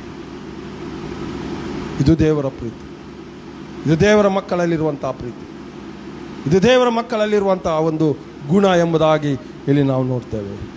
ಈ ಗುಣ ದೇವರಲ್ಲಿತ್ತು. ಮಹಾ ಉನ್ನತನಾದಂಥ ದೇವರು, ಭೂಮಿ ಆಕಾಶಗಳನ್ನು ಉಂಟು ಮಾಡಿದಂತಹ ದೇವರು, ಎಲ್ಲ ಅಧಿಕಾರ ಬಲ ಉಳ್ಳಂತಹ ದೇವರು, ಆತನು ದೀನಾವಸ್ಥೆಯಲ್ಲಿರುವ ನಮ್ಮನ್ನು ಪ್ರೀತಿ ಮಾಡುವ ಆತನಾಗಿದ್ದಾನೆ. ಯಾಕಂದರೆ ಯಾಕೆ ದೀನ ಅವಸ್ಥೆಯಲ್ಲಿರುವವರನ್ನು ಪ್ರೀತಿ ಮಾಡ್ತಾರೆ? ಯಾಕೆ ಮಾಡ್ತಾರೆ? ಅಪೊಸ್ತಲನಾದಂಥ ಪೌಲ ಫಿಲಿಪ್ಪಿಯವರಿಗೆ ಬರೆದ ಪತ್ರಿಕೆ 2ನೇ ಸಂಧ್ಯೆ 5ನೇ ವಚನದಲ್ಲಿ ನಾವು ನೋಡ್ತೇವೆ, ದೀನಾವಸ್ಥೆಯಲ್ಲಿ ಆತನ ಜೀವಿತವನ್ನು ನಾವು ನೋಡ್ತೇವೆ. ತನ್ನನ್ನು ಬರಿದು ಮಾಡಿಕೊಂಡ, ದಾಸನ ರೂಪವನ್ನು ಧರಿಸಿಕೊಂಡ ಮನುಷ್ಯನಾಗಿ ಬಂದ. ಎಲ್ಲಿ ಕೂಡ ತನ್ನನ್ನು ಕಾಣಿಸಿಕೊಳ್ಳಲಿಲ್ಲ, ಎಲ್ಲಿ ಕೂಡ ತಂದೆಯನ್ನಲ್ಲದೆ ಯೇಸುವನ್ನು ತೋರಿಸಿಕೊಟ್ಟದ್ದು ಬೈಬಲ್ನಲ್ಲಿ ನಾವು ನೋಡಿಲ್ಲ. ಆತನ ಎಲ್ಲ ವಿಷಯದಲ್ಲಿ ತಂದೆಯನ್ನು ಮುಂದೆ ಇಟ್ಟುಕೊಂಡು ಆತನು ಮಾತನಾಡುತ್ತಾಗ ಆತನು ತನ್ನನ್ನು ತಗ್ಗಿಸಿಕೊಂಡ. ದೀನಾವಸ್ಥೆಯಲ್ಲಿ ಆತನು ಪ್ರೀತಿ ಮಾಡುವಂಥ ದೇವರೆಂಬುದಾಗಿ ಆತನು ತೋರಿಸಿಕೊಂಡ. ಶಿಷ್ಯರ ಕಾಲು ತೊಳೆದ. ಅದಕ್ಕಿಂತ ದೀನತೆ, ತಗ್ಗುವಿಕೆ ಬೇರೆ ಎಲ್ಲಿಯೂ ಕೂಡ ನಾವು ಕಾಣುವುದಿಲ್ಲ. ಶಿಷ್ಯರ ಕಾಲು ತೊಳೆಯುವಂಥ ಸ್ಥಿತಿಗೆ ನಮ್ಮ ದೇವರು ಬಂದ. ಆತನು ಈಗ ಉನ್ನತದಲ್ಲಿದ್ದಾನೆ, ಮಹೋನ್ನತದಲ್ಲಿ ಇದ್ದಾನೆ. ಆತನು ಉನ್ನತನಾಗಿ ತಿರುಗಿ ಲೋಕಕ್ಕೆ ಬರುವ ಆತನಾಗಿದ್ದಾನೆ. ತಿರುಗಿ ಆತನ ದೀನ ಅವಸ್ಥೆಯಲ್ಲಿ ತನ್ನನ್ನು ತಗ್ಗಿಸಿಕೊಂಡು ಆತನು ಬರುವ ಆತನಲ್ಲ, ಆತನು ಉನ್ನತನಾಗಿ ರಾಜನಾಗಿ ಅರಸನಾಗಿ ನ್ಯಾಯಾಧಿಪತಿಯಾಗಿ ತಿರುಗಿ ಬರುವ ಆತನಾಗಿದ್ದಾನೆ. ಆದ್ದರಿಂದ ಮೋಶೆಯನ್ನು ದೇವರು ಆರಿಸಿಕೊಂಡ, ಇಸ್ರೇಲ್ಯರನ್ನು ನಡೆಸಿದ. ಆದರೆ ಮೋಶೆಯನ್ನು ನಡೆಸುವುದಕ್ಕಾಗಿ ಆತನ ಕೈಯಲ್ಲಿ ಒಂದು ಕೋಲಿತ್ತು. ಕೋಲುತ್ತನ ಮೋಶನ ಕೈಟ್ಟು ಒಂದು ಕೋಲುತ್ತನ. ಆ ಕೋಲು ಆತನಿಗೆ ಏನು ಮಾಡ್ತಿತ್ತು? ಕೀರ್ತನೆಗಾರ ಹೇಳ್ತಾ ಇದೆ, ನಿನ್ನ ಕೋಲು ನಿನ್ನ ದೊಣ್ಣೆ 23ನೇ ಕೀರ್ತನೆಯಲ್ಲಿ ಇಲ್ಲ. ಏನು ಕೊಡ್ತದೆ? ನನಗೆ ಧೈರ್ಯವನ್ನು ಕೊಡ್ತದೆ. ನಿನ್ನ ಕೋಲು ನಿನ್ನ ದೊಣ್ಣೆ ನನಗೆ ಧೈರ್ಯವನ್ನು ಕೊಡ್ತದೆ. ಆ ಕೋಲು ಆತನಲ್ಲಿ ಒಂದಿತ್ತು. ಇವತ್ತು ನಮ್ಮ ಜೀವಿತ ಉಂಟು, ಆದರೆ ಕೋಲಿಲ್ಲ. ದೇವರ ವಾಕ್ಯ, ದೇವರ ಪ್ರೀತಿ, ಅನ್ಯೋನ್ಯತೆ ನಮ್ಮಲ್ಲಿಲ್ಲ. ಆ ಕೋಲು ನಮ್ಮಲ್ಲಿರುವುದಾದರೆ ಮಾತ್ರ ನಾವು ಮುಂದೆ ಹೋಗಲಿಕ್ಕೆ ಸಾಧ್ಯ. ಆದ್ದರಿಂದ ದೇವರು ಮೋಶೆಗೆ ಒಂದು ಕೋಲು ಕೊಟ್ಟಿದ್ದಾನೆ. ಮೊದಲೇ ಕೊಟ್ಟಿದ್ದಾನೆ ಆ ಕೋಲು ಕುರಿಗಳನ್ನು ಮೇಯಿಸುವುದಕ್ಕಾಗಿ. ಆದರೆ ದೇವರು ಇಸ್ರೇಲ್ಯರನ್ನು ನಡೆಸುವುದಕ್ಕಾಗಿ ಆತನ ಕೈಯಲ್ಲಿ ಒಂದು ಕೋಲು ಇತ್ತು. ಆ ಕೋಲು ಏನು ಮಾಡ್ತಾ ಇತ್ತು? ಆತನಿಗೆ ಧೈರ್ಯ ಕೊಡ್ತಾ ಇತ್ತು. ಫರೋಹನ ಅರಸನ ಬಳಿಗೆ ಹೋಗಿ ಆ ಕೋಲಿನಿಂದಲೇ ಆತನ ಅದ್ಭುತಗಳನ್ನು ಮಾಡಿದ್ದನ್ನು ನಾವು ನೋಡ್ತೇವೆ. ಕೋಲು ಏನಾಯ್ತು? ಮೊದಲು ಸರ್ಪ ಆಯಿತು. ಆ ಸರ್ಪ ಮೋಶೆಯ ಕೋಲು ಏನು ಮಾಡಿತು? ಸರ್ಪ ಬೇರೆಯವರು ಕೂಡ ಮಾಡಿದರು, ಮಾಟ ಮಂತ್ರ ಮಾಡುವವರು ಕೂಡ ಮಾಡಿದರು. ಆದರೆ ಮೋಶೆಯ ಕೋಲು ಅದನ್ನೆಲ್ಲ ನುಂಗಿ ಬಿಟ್ಟಿದೆ ಎಂಬುದಾಗಿ ದೇವರ ವಾಕ್ಯದಲ್ಲಿ ನೋಡ್ತೇವೆ. ಕರ್ತನಲ್ಲಿ ಪ್ರೀತಿಯುಳ್ಳ ದೇವ ಮಕ್ಕಳೇ, ಈ ಬೆಳಗಿನ ಜಾವದಲ್ಲಿ ನಮಗೆ ದೇವರು ಕೊಟ್ಟಂಥ ಕೋಲು, ಅದನ್ನು ನಾವು ಉಪಯೋಗಿಸುವಂಥವರಾಗಬೇಕು. ದೇವರು ನಮಗೆ ತನ್ನ ವಾಕ್ಯವನ್ನು ಕೊಟ್ಟಿದ್ದಾರೆ. ಈ ವಾಕ್ಯವನ್ನು ನಾವು ತಿಳಿಯದೆ ಒಟ್ಟಾರೆಯಾಗಿ ನಾವು ಜೀವಿಸ್ತಾ ಇರುವುದಾದರೆ, ಒಟ್ಟಾರೆ ನಾವು ಕೇಳುವವರೇ ಆಗಿದ್ದುಕೊಂಡು ಜೀವಿಸುವುದಾದರೆ ನಮ್ಮ ಜೀವಿತದಲ್ಲಿ ಏನು ಪ್ರಯೋಜನ ಆಗಲಿಕ್ಕೆ ಸಾಧ್ಯ ಇಲ್ಲ. ನಾವು ಕೇಳಿದ್ದನ್ನು ಅದು ನಮ್ಮ ಜೀವಿತದ ಮೂಲಕ ಉಪಯೋಗಿಸಬೇಕು. ಮೋಶೆಯ ಕೈಯಲ್ಲಿ ಒಂದು ಕೋಲಿತ್ತು. ಆ ಕೋಲು ಆತನಿಗೆ ಧೈರ್ಯ ಕೊಡ್ತಾ ಇತ್ತು. ಆ ಕೋಲಿನಿಂದಲೇ ಆತನ ಎಲ್ಲ ಅದ್ಭುತಗಳನ್ನು ಮಾಡಿದ. ದೇವರ ಆತ್ಮ ಆತನಲ್ಲೇ ಇತ್ತು. ಆ ಕೋಲಿನ ಅರ್ಥ ದೇವರ ಆತ್ಮ ಮೋಶೆ ಸಂಗಡ ಇತ್ತು.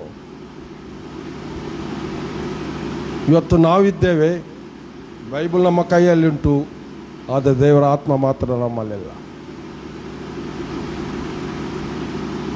ಬೈಬಲ್ ನಮ್ಮ ಕೈಯಲ್ಲಿಟ್ಟು ದೂರ ಬೈನಿ ಚರ್ಚಿಗೆ ಹೋಗಿ ಬರ್ತೀವಿ ಎಂತ ಹೇಳ್ತೇವೆ, ಚರ್ಚಿಗೆ ಹೋಗುವ. ಅದು ಎಲ್ಲರಿಗೂ ಗೊತ್ತಾಗ್ತದಲ್ಲ, ನಿನ್ನ ಕೈಯಲ್ಲಿ ಬೈಬಲ್ ಇರುವಾಗ ನೀನು ಚರ್ಚಿಗೆ ಓದಿ, ಬೇರೆ ಎಲ್ಲಿಗೂ ಕೂಡ ಹೋಗ್ಲಿಕ್ಕಿಲ್ಲ.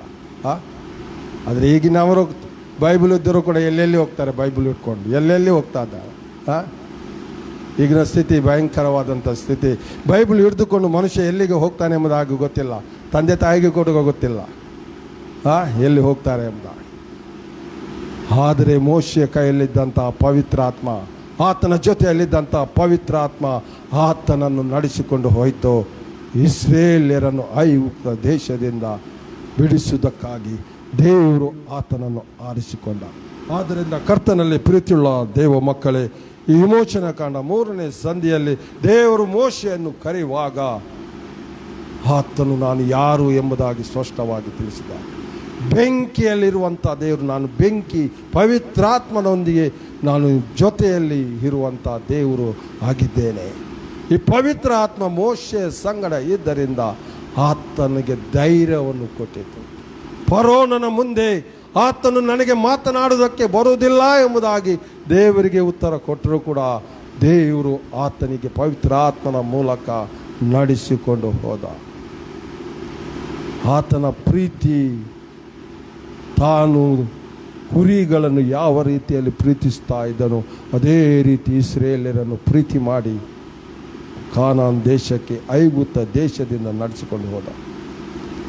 ಕರ್ತನಲ್ಲಿ ಪ್ರೀತಿಯುಳ್ಳ ದೇವ ಮಕ್ಕಳೇ, ಈ ದಿನದಲ್ಲಿ ನನ್ನನ್ನು ನಿನ್ನನ್ನು ದೇವರು ಆರಿಸಿಕೊಂಡಿದ್ದಾರೆ. ಕರೆದದ್ದ ದೇವರಲ್ಲ, ಆರಿಸಿಕೊಂಡಿದ್ದಾರೆ. ನಮ್ಮ ಮನೆಗಳಲ್ಲಿ ಒಬ್ಬೊಬ್ಬರನ್ನು ದೇವರು ಒಂದು ವೇಳೆ ಆರಿಸಿಕೊಂಡಿರ್ಬೋದು, ಆ ಉದ್ದೇಶಪೂರ್ವಕವಾಗಿ ನಾವು ಮನೆಯಲ್ಲಿ ಬೆಳಕಾಗಿರ್ಬೇಕು. ನಮ್ಮ ಜೀವಿತಗಳು ಮನೆಯಲ್ಲಿ ಬೆಳಕಾಗಿರಬೇಕು.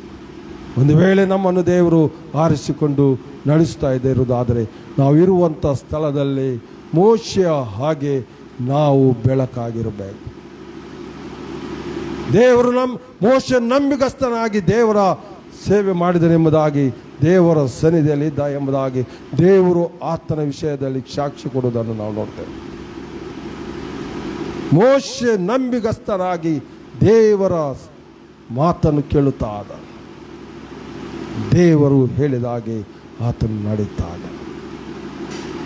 ಇಸ್ರೇಲ್ಯರನ್ನು ತನಗಿಂತಲೂ ಹೆಚ್ಚಾಗಿ ಆತನು ಪ್ರೀತಿ ಮಾಡಿದ. ಆ ರೀತಿ ಆತನು ಪ್ರೀತಿ ಮಾಡಿದರಿಂದ ಆತನು ಒಂದು ಮಾತು ಹೇಳ್ತಾನೆ, ದೇವರು ಇಸ್ರೇಲ್ಯರ ವಿಷಯದಲ್ಲಿ ಕೋಪಿಸಿಕೊಂಡು ನಾನು ಇವರ ಜೊತೆಯಲ್ಲಿ ಬರುವುದಿಲ್ಲ, ನಾನು ಇವರನ್ನು ನಾಶ ಮಾಡುತ್ತೇನೆ, ನಿನ್ನ ಮೂಲಕ ಹೊಸ ಜನಾಂಗವನ್ನು ಉಂಟು ಮಾಡ್ತೇನೆ ಎಂಬುದಾಗಿ ಇಸ್ರೇಲ್ಯರ ವಿಷಯದಲ್ಲಿ ದೇವರು ಹೇಳುವಾಗ ಆತನಲ್ಲೇ ಬೊಬ್ಬೆ ಇಡುತ್ತಾನೆ, ದೇವರೇ ನೀನು ನನ್ನ ಜೊತೆಯಲ್ಲಿ, ನಮ್ಮ ಜೊತೆಯಲ್ಲಿ ಬಾರದಿದ್ದರೆ ನಾನು ಒಂದು ಹೆಜ್ಜೆ ಕೂಡ ಮುಂದೆ ಇಡ್ತೇನೆ. ಇವತ್ತು ದೇವರು ನಮ್ಮ ಜೊತೆಯಲ್ಲಿದ್ದು ಕಾಲು ಹಿಂದೆ ಇಟ್ಟರೂ ಕೂಡ ನಾವು ಮುಂದೆ ಇಡ್ತೇವೆ. ಆದರೆ ಮೋಶೆ ಹೇಳ್ತಾನೆ ಅಲ್ಲೇ, ದೇವರೇ ನೀನು ನನ್ನ ಜೊತೆಯಲ್ಲಿ, ನಮ್ಮ ಜೊತೆಯಲ್ಲಿ ಬಾರದಿದ್ದರೆ ನಾವು ಈ ಸ್ಥಳವನ್ನು ಬಿಟ್ಟು ಮುಂದೆ ಹೋಗೋದಿಲ್ಲ. ಯಾಕೆಂದರೆ ಆತನಿಗೆ ಅಷ್ಟು ಪ್ರೀತಿ ಇಸ್ರೇಲ್ಯರ ಮೇಲೆ ಇತ್ತು. ಆತನು ಕುರುಬನಾಗಿದ್ದುಕೊಂಡು ಇಸ್ರೇಲ್ಯರನ್ನು ತನ್ನ ಪ್ರಾಣಕ್ಕಿಂತಲೂ ಹೆಚ್ಚಾಗಿ ಆತನು ಪ್ರೀತಿ ಮಾಡಿ ನಡೆಸಿಕೊಂಡು ಹೋದ. ಕರ್ತನಲ್ಲಿ ಪ್ರೀತಿಯುಳ್ಳ ದೇವ ಮಕ್ಕಳೇ, ಈ ದಿನದಲ್ಲಿ ನಮ್ಮ ದೇವರು ನಮ್ಮನ್ನು ಆರಿಸಿಕೊಂಡ ಉದ್ದೇಶ ಆತನ ಚಿತ್ತವನ್ನು ನೆರವೇರಿಸತಕ್ಕ, ನಾವು ಎಲ್ಲಿದ್ದರೂ ಕೂಡ, ನಾವು ಯಾವ ಸ್ಥಿತಿಯಲ್ಲಿದ್ದರೂ ಕೂಡ ನಂಬಿಗಸ್ತರಿಗಾಗಿ ದೇವರಿಗೆ ಕೊಟ್ಟಂಥ ಮಾತನ್ನು, ಒಡಂಬಡಿಕೆಯನ್ನು ನೆರವೇರಿಸುವುದಕ್ಕಾಗಿ ನಾವು ಹಿಂಜರಿಯದೆ ಮುಂದೆ ಸಾಗೋಣ. ದೇವರು ಈ ವಾಕ್ಯದ ಮೂಲಕ ನಮ್ಮ ಸಂಗಡ ಮಾತನಾಡ್ತಾ ಇದ್ದಾರೆ. ಮೋಶೆ ಸಂಗಡ ಮಾತನಾಡಿದ ಹಾಗೆ ಇವತ್ತು ನನ್ನ ಸಂಗಡ, ನಮ್ಮ ಒಬ್ಬೊಬ್ಬರ ಸಂಗಡ ಮಾತನಾಡ್ತಾನೆ. ಮೋಶೆ ಸಂಗಡ ಇದ್ದ ಹಾಗೆ ನಾನು ನಿನ್ನ ಸಂಗಡ ಇದ್ದೇನೆ. ಇದು ದೇವರ ಪ್ರೀತಿ. ಈ ವರ್ಷದಲ್ಲೇ ಎಂಥ ಪರಿಸ್ಥಿತಿ ಲೋಕದಲ್ಲಿ ನಿನಗೆ ಬರಲಿ, ಆದರೆ ನೀನು ನಂಬಿಗಸ್ತಳಾಗಿ ನೀನು ಕೊಟ್ಟಂಥ ಮಾತಿಗೆ ಅನುಸಾರವಾಗಿ ನನ್ನೊಟ್ಟಿಗೆ ಇರುವುದಾದರೆ ಮಾತ್ರ ನಾನು ನಿನ್ನ ಜೊತೆಯಲ್ಲಿದೆ. ಯೋಶುವನಿಗೆ ದೇವರು ಹೇಳ್ತಾನೆ, ಈ ವಾಕ್ಯವನ್ನು ಬಿಟ್ಟು ನೀನು ಎಡಕ್ಕೂ ಬಲಕ್ಕೂ ತಿರುಗಬೇಡ. ಈ ವಾಕ್ಯಕ್ಕೆ ವಿರೋಧವಾಗಿ ನೀನು ಎಡಕ್ಕೂ ಬಲಕ್ಕೂ ತಿರುಗಬೇಡ ಎಂಬುದಾಗಿ ಆತನು ಹೇಳ್ತಾನೆ. ನೀನು ನನ್ನೊಟ್ಟಿಗೆ ಈ ವಾಕ್ಯದ ಪ್ರಕಾರ ನೀನು ನಡೆಯುವುದಾದರೆ ನೀನು ಎಲ್ಲಿ ಹೋದರೂ ಕೂಡ ನೀನು ಕೃತಜ್ಞನಾಗಿ ಬರುವೆ. ನೀನು ಜಯ ಗಳಿಸಿ ಬರುತ್ತಿ. ಯಾರ ಸಂಗಡ ಯುದ್ಧ ಮಾಡಿದರೂ ಕೂಡ ನೀನು ಜಯ ಗಳಿಸ್ತಿ. ನಾನು ನಿನ್ನ ಸಂಗಡ ಇದ್ದೇನೆ. ಈ ವಾಕ್ಯದ ಮೇಲೆ ಭರವಸೆ ಬಿಡು. ಈ ವಾಕ್ಯದ ಮೇಲೆ ನಂಬಿಕೆ ಇಡು. ಈ ವಾಕ್ಯವನ್ನು ಬಿಟ್ಟು ನೀನು ಎಡಕ್ಕೂ ಬಲಕ್ಕೂ ಹೋಗಬೇಡ. ಎಂಥ ಪರಿಸ್ಥಿತಿ ನಮ್ಮ ಜೀವನದಲ್ಲಿ ಬರಲಿ, ಯಾರೇ ಕೈ ಬಿಡಲಿ, ಯಾರೇ ನಮಗೆ ಏನೇ ಮಾಡಲಿ, ಆದರೆ ಈ ವಾಕ್ಯದ ಮೇಲೆ ನಾವು ಭರವಸೆ ಇಟ್ಟು ಜೀವಿಸುವುದಾದರೆ ಎಂಥ ಪರಿಸ್ಥಿತಿಗಳಲ್ಲಿ ಕೂಡ ದೇವರು ನಮ್ಮನ್ನು ನಡೆಸುವಾತನಾಗಿಲ್ಲ. ನಮ್ಮ ಸ್ವಾಮಿ ಶಿಷ್ಯರಿಗೊಂದು ಮಾತು ಹೇಳ್ತಾನೆ.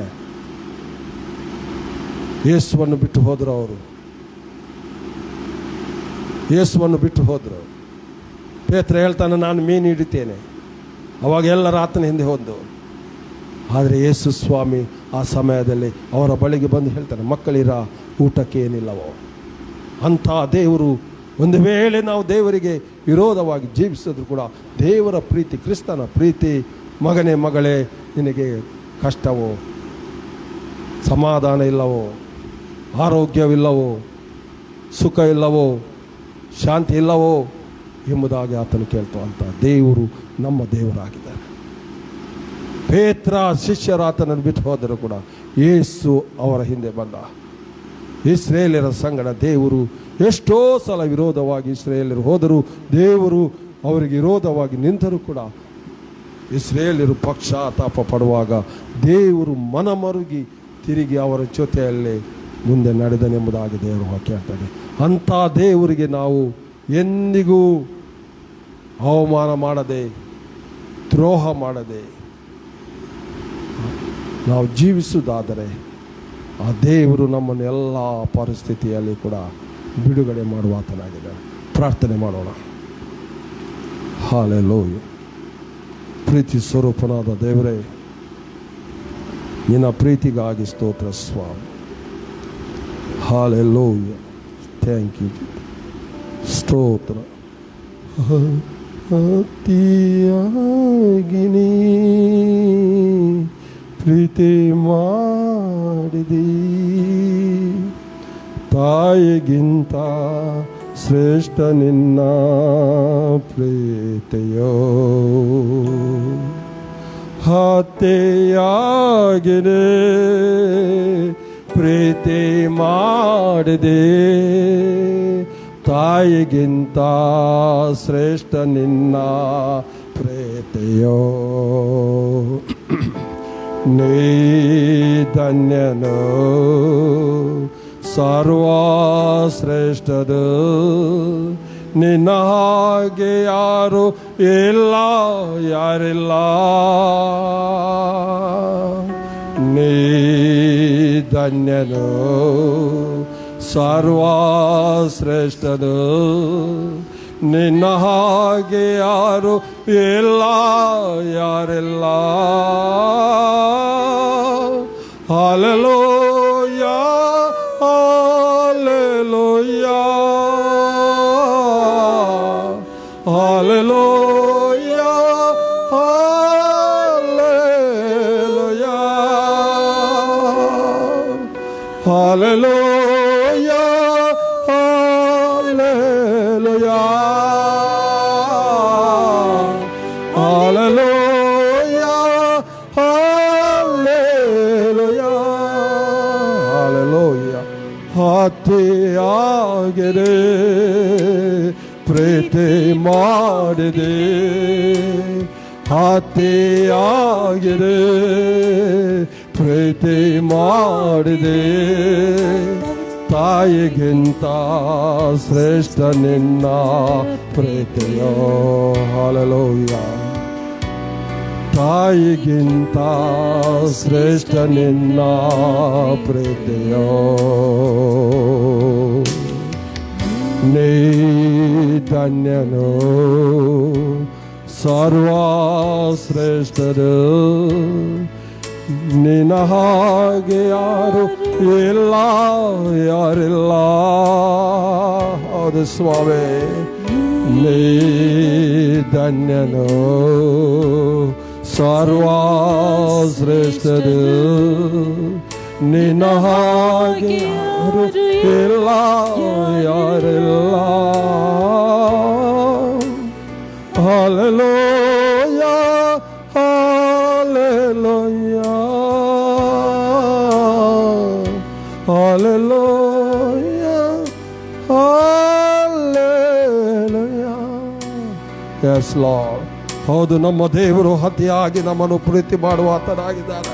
ತಾಯಿಗಿಂತಲೂ ನನ್ನನ್ನು ನಿನ್ನನ್ನು ಪ್ರೀತಿ ಮಾಡುವಂತಹ ದೇವರಾಗಿದ್ದಾನೆ. ಆದ್ದರಿಂದ ಆ ದೇವರು ಹೇಳಿದಾನೆ ಅಂದರೆ, ಮಗನೇ ಮಗಳೇ, ನಾನು ನಿನ್ನ ಸಂಗಡ ಯುಗದ ಸಮಾಪ್ತಿಯವರೆಗೂ ತಾಯಿಗಿಂತಲೂ ವಿಶೇಷವಾದ ಪ್ರೀತಿಯನ್ನು ನಾನು ನಿನಗೆ ಕೊಟ್ಟು ನಾನು ನಿನ್ನನ್ನು ನಡೆಸ್ತೇನೆ. ಹಾಲೆಲೂಯ. ನಿನ್ನ ಚಿತ್ತದಂತೆ ನಾ ನಡೆಯುವೆ, ನಿನ್ನ ಚಿತ್ತದಂತೆ ನಾ ನಡೆಯುವೆ, ನಿನ್ನ ಜೊತೆ ಜೊತೆ ನಾ ಸಾಗುವೆ, ನಿನ್ನ ಜೊತೆ ಜೊತೆ ನಾ ನಡೆಯುವೆ. ಹಾಲೆಲೂಯ. ನಮ್ಮ ಜೊತೆಯಲ್ಲಿ ಆತನು ಬರುವ ಆತನಾಗಿದ್ದಾನೆ. ಆತನು ನಮ್ಮ ಜೊತೆಯಲ್ಲಿ ಯಾವಾಗಲೂ ಇರುವ ಆತನಾಗಿದ್ದಾನೆ. ನನ್ನ ಪ್ರೀತಿಯ ದೇವ ಮಕ್ಕಳೇ, ನೀನು ಆತನ ಜೊತೆಯಲ್ಲಿ ಬಯಸ್ತೀಯೋ, ಆತನ ಜೊತೆಯಲ್ಲಿ ತಿರುಗಿ ನೀನು ಬಯಸ್ತೀಯೋ, ಆತನು ನಿನ್ನನ್ನು ಪ್ರೀತಿಸುತ್ತಾನೆ, ಆತನು ನಿನ್ನನ್ನು ಕರೆಯುತ್ತಾನೆ.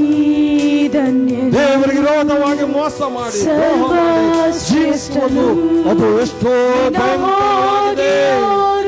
ಅತಿಯಾಗಿ ನಿನ್ನನ್ನು ಪ್ರೀತಿ ಮಾಡುತ್ತೇನೆ ಎಂಬುದಾಗಿ ಹೇಳಿ ನಾನು ಆತನನ್ನು ಪ್ರೀತಿಸದೆ ಹೋಗುವುದಾದರೆ ದೇವರಿಗೆ ಮೋಸ ಮಾಡುವವರಾಗಿದ್ದೇನೆ.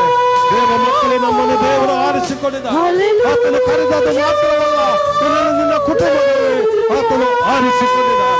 ಆದರೆ ನೀ ಬೆಳಗಿನ ಜಾವದಲ್ಲಿ ದೇವರ ಚಿತ್ತಕ್ಕೆ ನಿನ್ನನ್ನು ಒಪ್ಪಿಸಿಕೊಂಡು ಆತನಿಗೆ ಹೃದಯಪೂರ್ವಕವಾಗಿ ಹಾಲೆಲೂಯ,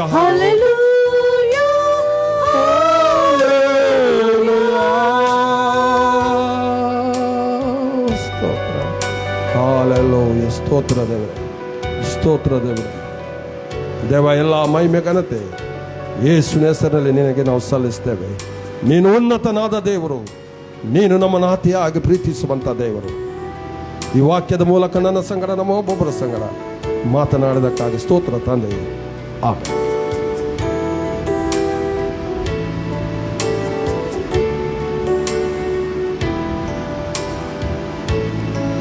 ದೇವರ ವಾಕ್ಯದಲ್ಲಿ ನಮ್ಮನ್ನು ನಡೆಸಿದಂಥ ದೇವರ ಸೇವಕರಾದಂಥ ಪ್ರಕಾಶ್ ಕರ್ಕಡ್ರವರಿಗೆ ವಂದನೆಗಳು.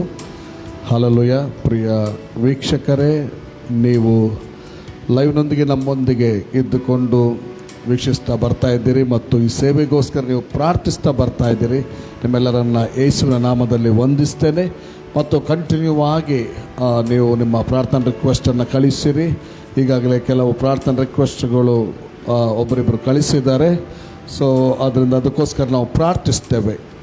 ನಮಗೋಸ್ಕರ ನೀವು ಪ್ರಾರ್ಥಿಸಿರಿ, ನಿಮಗೋಸ್ಕರ ನಾವು ಪ್ರಾರ್ಥಿಸ್ತೇವೆ. ಮುಂದಿನ ದಿನದಲ್ಲಿ ನಾವು ನಿಮ್ಮೊಂದಿಗೆ ಫೇಸ್ಬುಕ್ ಲೈವ್ನಲ್ಲಿ ಭಾನುವಾರ 9:30 ಗಂಟೆಗೆ ನಿಮ್ಮ ಜೊತೆ ನಾವು ಬರಲಿಕ್ಕಿದ್ದೇವೆ. God bless you all. ದೇವರು ನಿಮ್ಮನ್ನು ಆಶೀರ್ವದಿಸಲಿ.